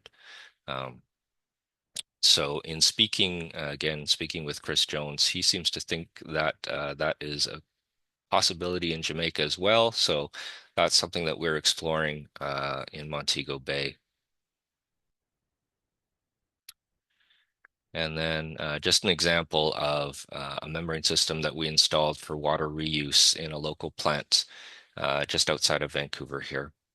We used USBF to treat the main system, and then we take a side flow off and run it through a flat sheet membrane to achieve water reuse for this situation. and again, another membrane project, which I'll just sort of skip over because we're really focusing on USBF in Jamaica. So here are a few other plants. This is a large plant in Canada. Again, a small package system in Nevada. This is a USBF plant in Payson, Arizona. Just on this hill here, again, is a parking lot for the hotel and casino that this plant is serving. So it's completely hidden. No one knows it's even there. People walk on the surface on the roof. They don't know what it is that they're walking on. And again, on the bottom left here, this is a steel package system that treats a restaurant in California.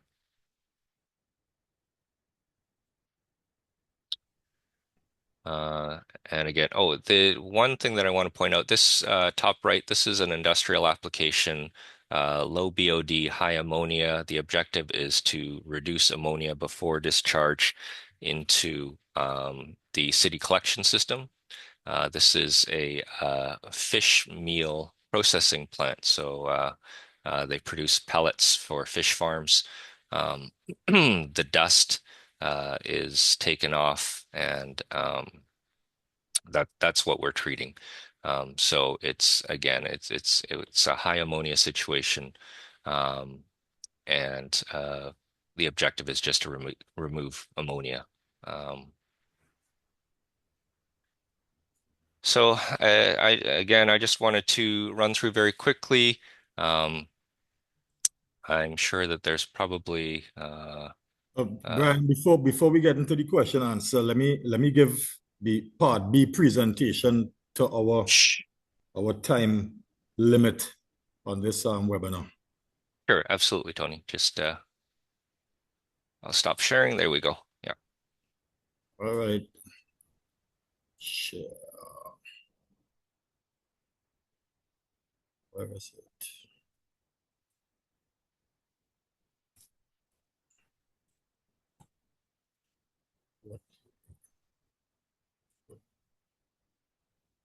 Guys, give me 1 sec. Let me find.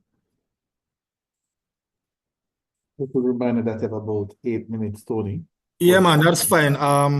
That's all I need. I know USBF technology is what you all came to hear too, but I believe that I should also introduce another technology geared to medium to small scale developments, biomicrobics. Biomicrobics, they were founded in 1996. Their location is out of the US. They emphasize basically on water management, focusing on reuse systems. I would like to introduce 2 systems that we currently have implemented in Jamaica. The first one being the MABR system. The available treatment capacities start from 20,000 gallons per day to 160. These plants are modular, so you could add trains in depending on what your queue is. We have licensed by NEPA and MOH as a tertiary level system, meaning that this system requires no reed beds for nutrient removal. The plant itself has a small footprint, minimal moving parts. The appurtenances are easily accessible by the operator. The effluent is so clear that we have the ability to use UV disinfection because the UV light can permeate the entire substrate, killing all bacteria. These plants are geared for reuse, meaning irrigation as an option, or it can be used as center soakaway pit.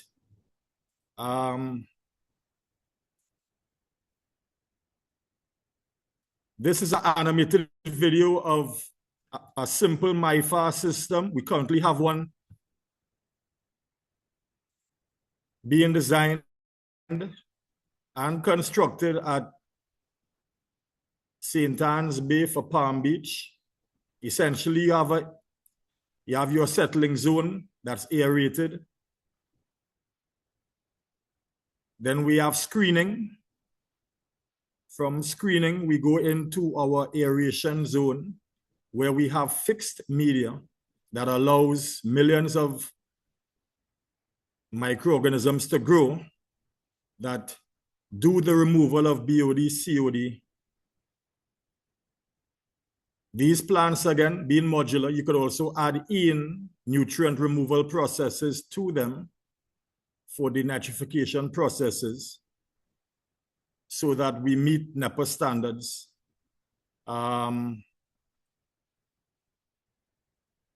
This animation kind of goes through the basic module. Now, there's also a plant currently in South Africa that is 160 gallons, their biggest system. This plant is built next to their old wastewater system. Essentially, it's blowers, moving appurtenances are kept to low levels, so operation and maintenance factors are cheap. These are the screening devices here. From the screening, we go into our aeration zone with fixed media apparatus. And from that, you get into disinfection and effluent disposal. Now, I'm going to skip forward just to give you all an idea as to what these plants are capable of producing. So we're going to come to the end, the tail end of the video, which shows what comes out of this facility. And as you can see, it's drinking water in terms of clarity. That is real effluent from these systems. Palm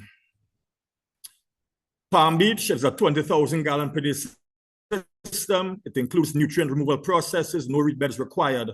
The footprint of that 20,000 gallon system is 47 foot long, 39 foot wide, 11 foot deep. And it's an open tank construction, so no top slab required. This is an idea of the layout. This is the plan drawing, profile drawing, to give you an idea of the small footprint required for treatment. The second plant I would like to focus on from biomicrobics is their membrane system, which is their BioBarrier high-strength wastewater treatment system. Again, these plants are permitted as tertiary treatment systems in Jamaica, and they have the same advantages as the previous facility I just showed you all.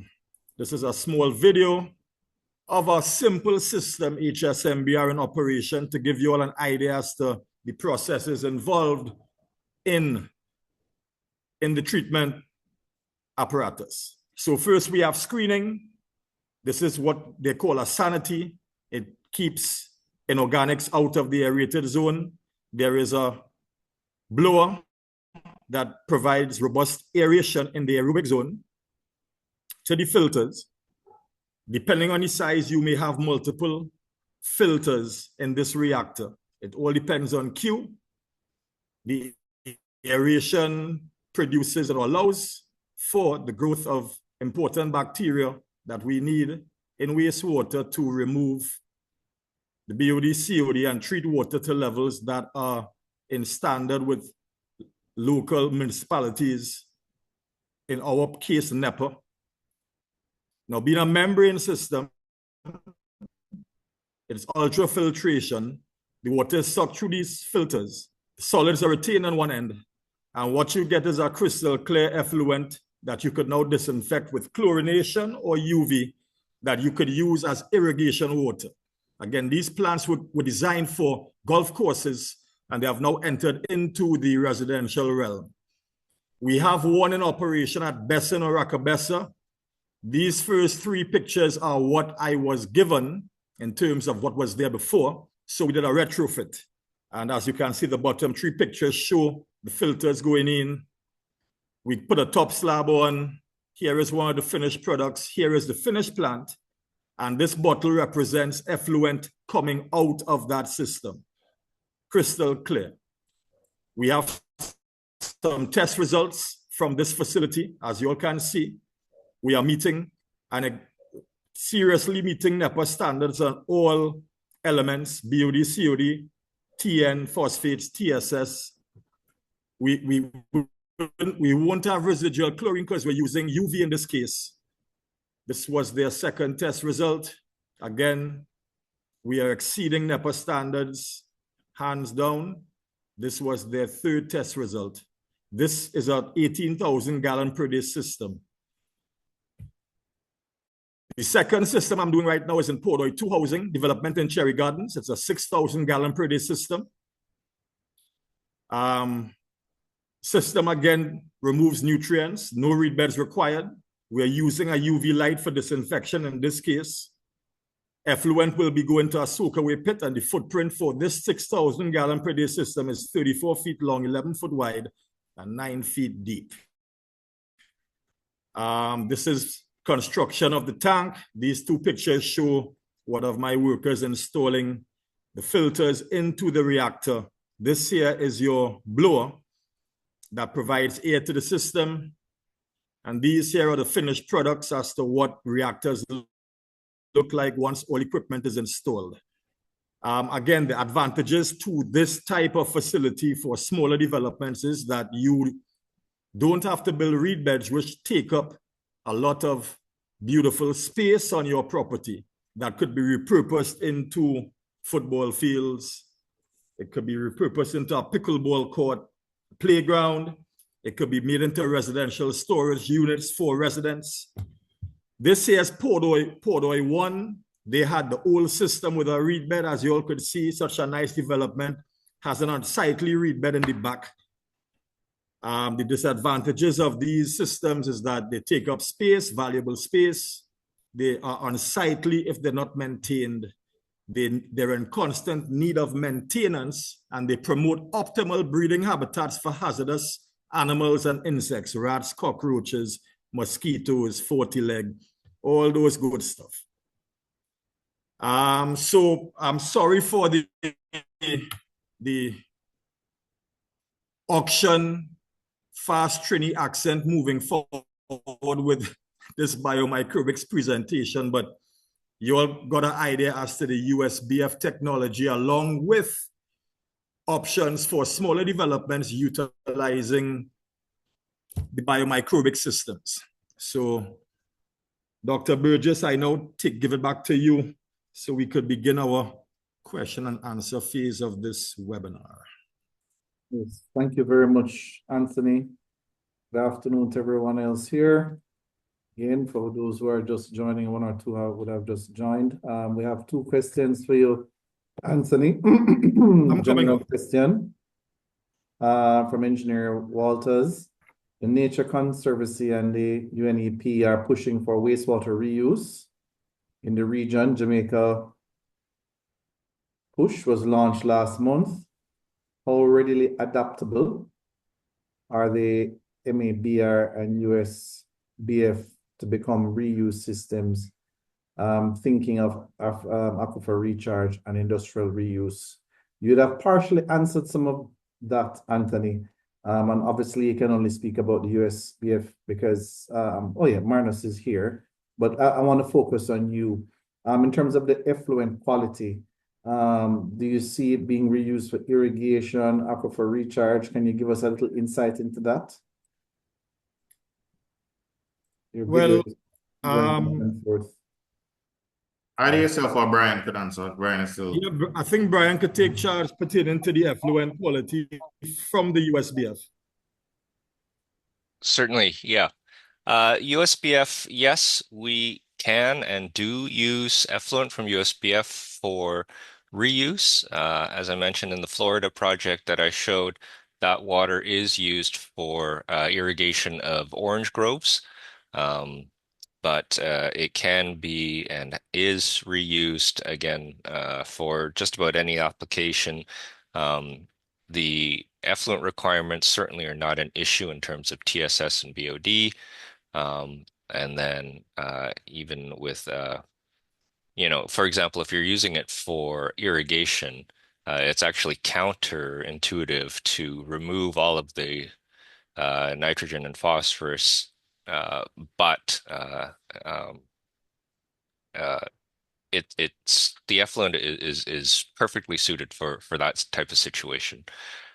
If it's for reuse in terms of aquifer discharge, again, the low the high biological nutrient removal and low end result nutrients are fine for that.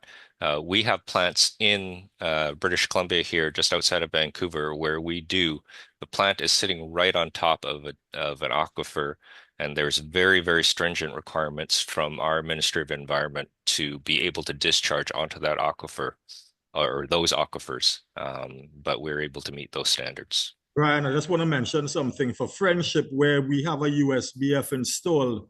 I actually designed the first RIB system, RIB standing for Rapid Infiltration Basin.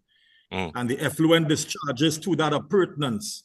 Now, in Florida, these systems are used for that purpose, to recharge aquifers for the event of summertime droughts, when everybody wants their grass and their common area looking pretty and green. And there's not enough supply to handle 4,000, 2,000 home developments. So Jamaica does have a RIB at Friendship. Is it placed on an aquifer? I'm not too sure. Geotechnical was not really done to determine that, but there is one that is functioning right now with that USBF in Montego Bay. All right. Engineer Lisa has another question, but I'm going to come back to it after I ask my own, Anthony. And I must thank you for answering a question upfront by presenting the plants that you have in operations. I'm certain that the NAA engineers that are here would have been interested in seeing these plants. That was certainly something that they asked for. As my granny would say, the proof of the pudding is in the tasting. So I suppose this shows you that this gives them some examples to go back and speak with the bigger heads about, in terms of other technologies to consider. But my own question, how do you manage the sludge blanket stability in the treatment plant? Obviously, the sludge blanket stability would determine I suppose, the reliability of the effluent quality. Do you have a balancing tank in front of all of your system? But so how is that done in the operations? And can you give us some insight on the operations, on the overall life cycle cost of these systems in terms of implementation and operational costs, and how they might compare with other technologies? Do you have anything on that maybe to share with us? As engineers, it all boils down to... You want to go ahead, Brian, and answer that one? Sure. And money. Sure. Yeah, of course. The regulation of the blanket itself is actually, there's no human regulation of it. The height of the blanket and the surface area, as I mentioned, that will change as flows increase or decrease. Your question was, do we have a balancing tank in front? Yes, we do. We do flow equalization. The ideal, of course, is to have the same flow all day long. That's not really achievable in realistic terms, but we do shave off the peaks with the equalization tank. Otherwise, as I mentioned, after the equalization pumps pump into the anoxic compartment of the bioreactor, there's no other pumping that's done. All the flow through is entirely by gravity at that point. So the regulation of the blanket itself is really it's a product of what your flow is coming in. okay. One other thing that I want to mention, I know a big point when we did this presentation in Kingston was screening and overflow. Yes, there is a screen in front of USBF plant, but the screen opening is 6 millimeters. So we don't have to go down to that 1 or 2 millimeter that generally you see with some other technologies like membranes or MBBR. So that gives us an advantage in terms of our screen sizing and what we're able to accommodate in terms of flows. Even in a situation where it overflows the screen, basically the flow will just bypass the screen and go straight into the equalization tank.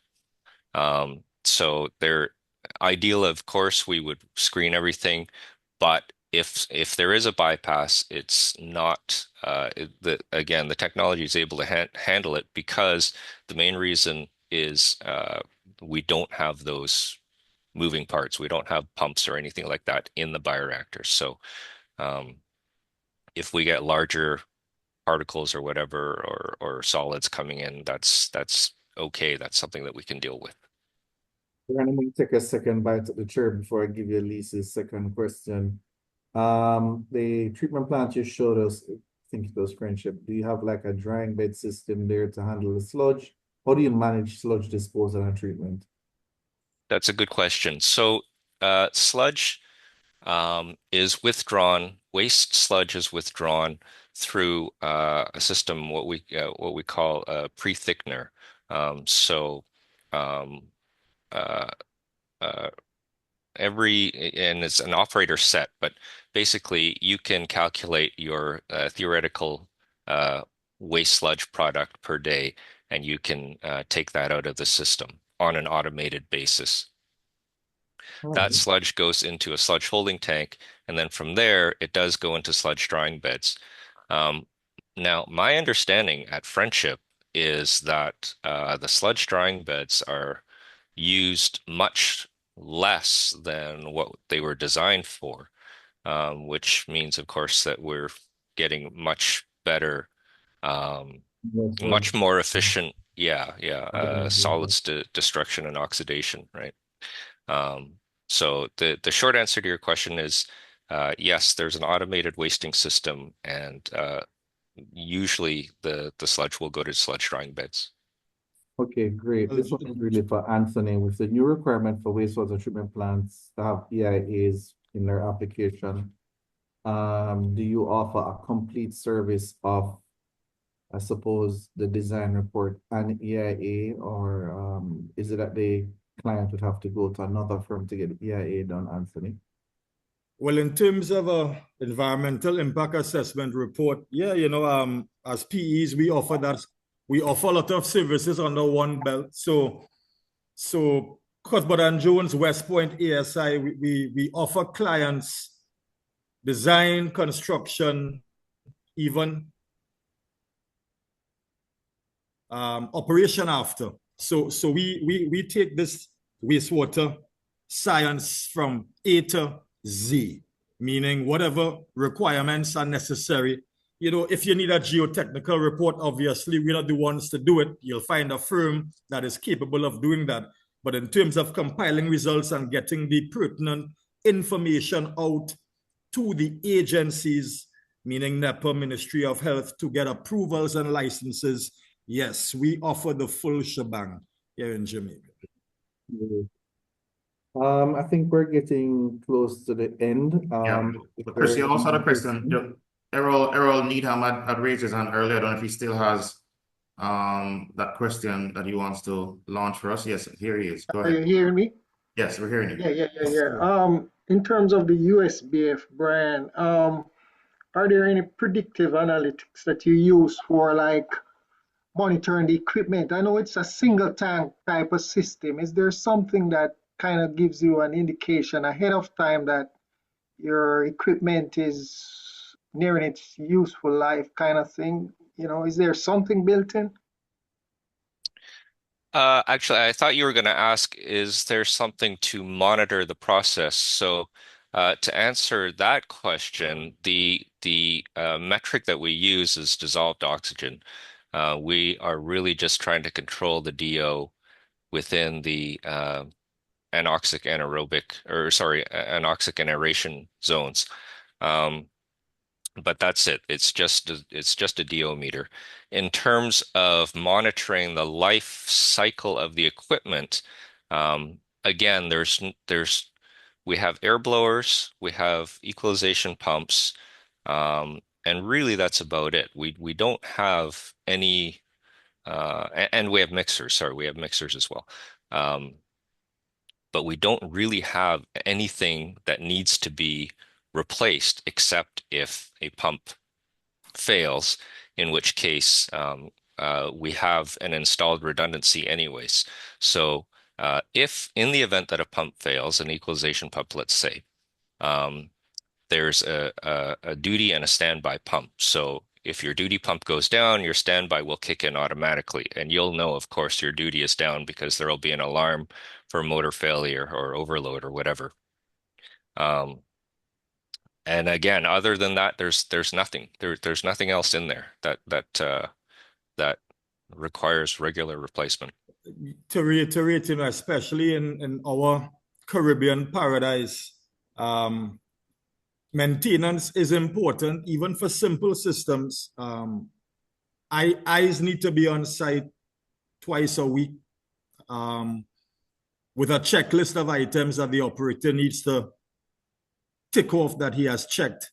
Again, any moving appurtenance, any electric motor, any impeller on a pump, the fuses, they're all subject to wear and tear after a while. And it's just, as good operators monitor, you pick up those issues before something catastrophic takes place. It's just, but the nice part about both systems is that it's an ease of maintenance versus a racetrack system or other conventional DCPM dual cell multi-purpose, multi-powered systems, or, full-fledged sequence batch reactors. I mean, these systems, we are mimicking the same goal. We are trying to create optimal conditions to harvest bacteria that nature provides to do these treatment processes. It's just the systems are sometimes different. And in our case, maintenance is a simpler form than other systems we have seen here in Jamaica. All right. Thanks for that answer, Anthony and Brian. I don't know if we're touched on Raymond Duncan's question.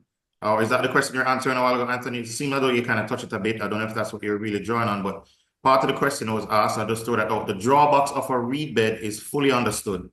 But how does the biobarrier system compare to in terms of operation and maintenance, that is damaged blowers, motors, components, etc., for a typical residential user? All right. The general system, there are 4 moving parts for a medium-sized system. 3 half-horsepower pumps, 1 suction that draws effluent through membranes. That's where you get your clear effluent from. Then we have 1 mixing pump, which is a submersible pump in the anoxic zone. We have 1 return sludge pump, similar to the USBF. And then we have a blower. For membrane systems, they're a little bit trickier. When I say trickier, meaning the longevity is there, and you look at pressures coming through the suction pump to determine if your membranes are starting to become clogged. So a general system is installed, and maybe 2.5 years from now, there's something you're going to have to do called a clean in place process, which utilizes a citric acid solution that we pump into the membranes via a valve system that has been designed for ease of access by the operator.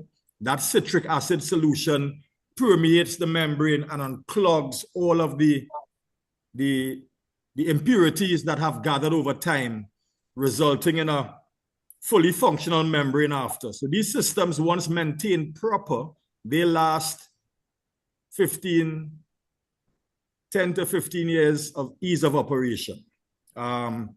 Again, the purpose, yes, in terms of cost, they're a little bit more expensive than your conventional septic tank to tile fill or to soak away pit. But when you take into consideration in some of these areas where you are spending millions per square foot in land, if you could retain a substantial amount carded for a reed bed to put better appurtenances for your residents, it is a win-win for everybody. And then the use of UV disinfection also eliminates the THMs, which is triheliochloroamines, which is a disinfection byproduct from use of chlorine, goes into the ground, those are cancer-forming agents over time. UV again eliminates that environmental hazard, and it's one less thing to buy chlorine gas, hypochlorite, chlorine tablets for disinfection. Yeah. These bulbs last a long time, and because of the clarity of the effluent, we're able to use this form of disinfection to achieve the same purpose as chlorination. All right, thank you very much for that, Anthony. This brings us to the end of our presentations for today, but we see we have one last question coming in from, I guess, Melissa Thompson. Melissa, you want to go quickly before as we wrap up? Yes, very quickly for Marius. I think someone was asking how is sludge dealt with in the MABR system. If you could remind us. Yeah, we do have an aerobic digester, and then for dewatering, we're using the sludge drying bed. Yes. All right. Thank you very much, everyone. Yes, so thanks again to Engineer Anthony, Brian, and Marius for the presentations today. They were very, very insightful. We have developers, we have state engineers or engineers affiliated with state agencies here. We have various types of persons here. And of course, most importantly, this will be recorded for future use on our YouTube channel. For those that are concerned and maybe didn't get the chance to capture all the information, you need not worry. It will be shared on our YouTube channel, and therefore you can share it even wider so that we could have more transformation of our local industry as we go forward. Now, as we also want to bring to your attention, this week's topics were very interesting, but next week will also be equally interesting as we look more at the basic design of our infrastructure in terms of bridges and road maintenance and road designs. And so we look forward to those presentations next week. And we invite everyone who attended today to be there. And please tell other engineers, but also other users, because this is knowledge that we want to share, not just amongst ourselves as engineers, but with the wider community as well. We also want to make note that at the end of the presentation, when we close off, you would get a questionnaire, just 3 questions. And we invite you to give your feedback because we want to know how better we could serve you going forward. So thanks again, everyone, for joining. Engineer Burgess, I don't know if you want to give them any closing remarks here. I'd like to thank both presenters, Marius, Brian and Anthony. Very thorough, very interesting presentations. I'm happy that both of them have a footprint in Jamaica, and they didn't come from a purely theoretical standpoint. So I'd like to thank our presenters. I'd like to thank the engineers who asked the questions. There were quite a few questions, and very thoughtful questions, so that's good. Just to add to what you just said, Leighton, I'm going to ask our hosts, the technical engine, to share the link more widely. And for those who are online, if you enjoyed it, to please share the link so that next week when we have our basic bridge design and road design presentations, we can have a larger audience. Yes, and that's it. And thank you very much.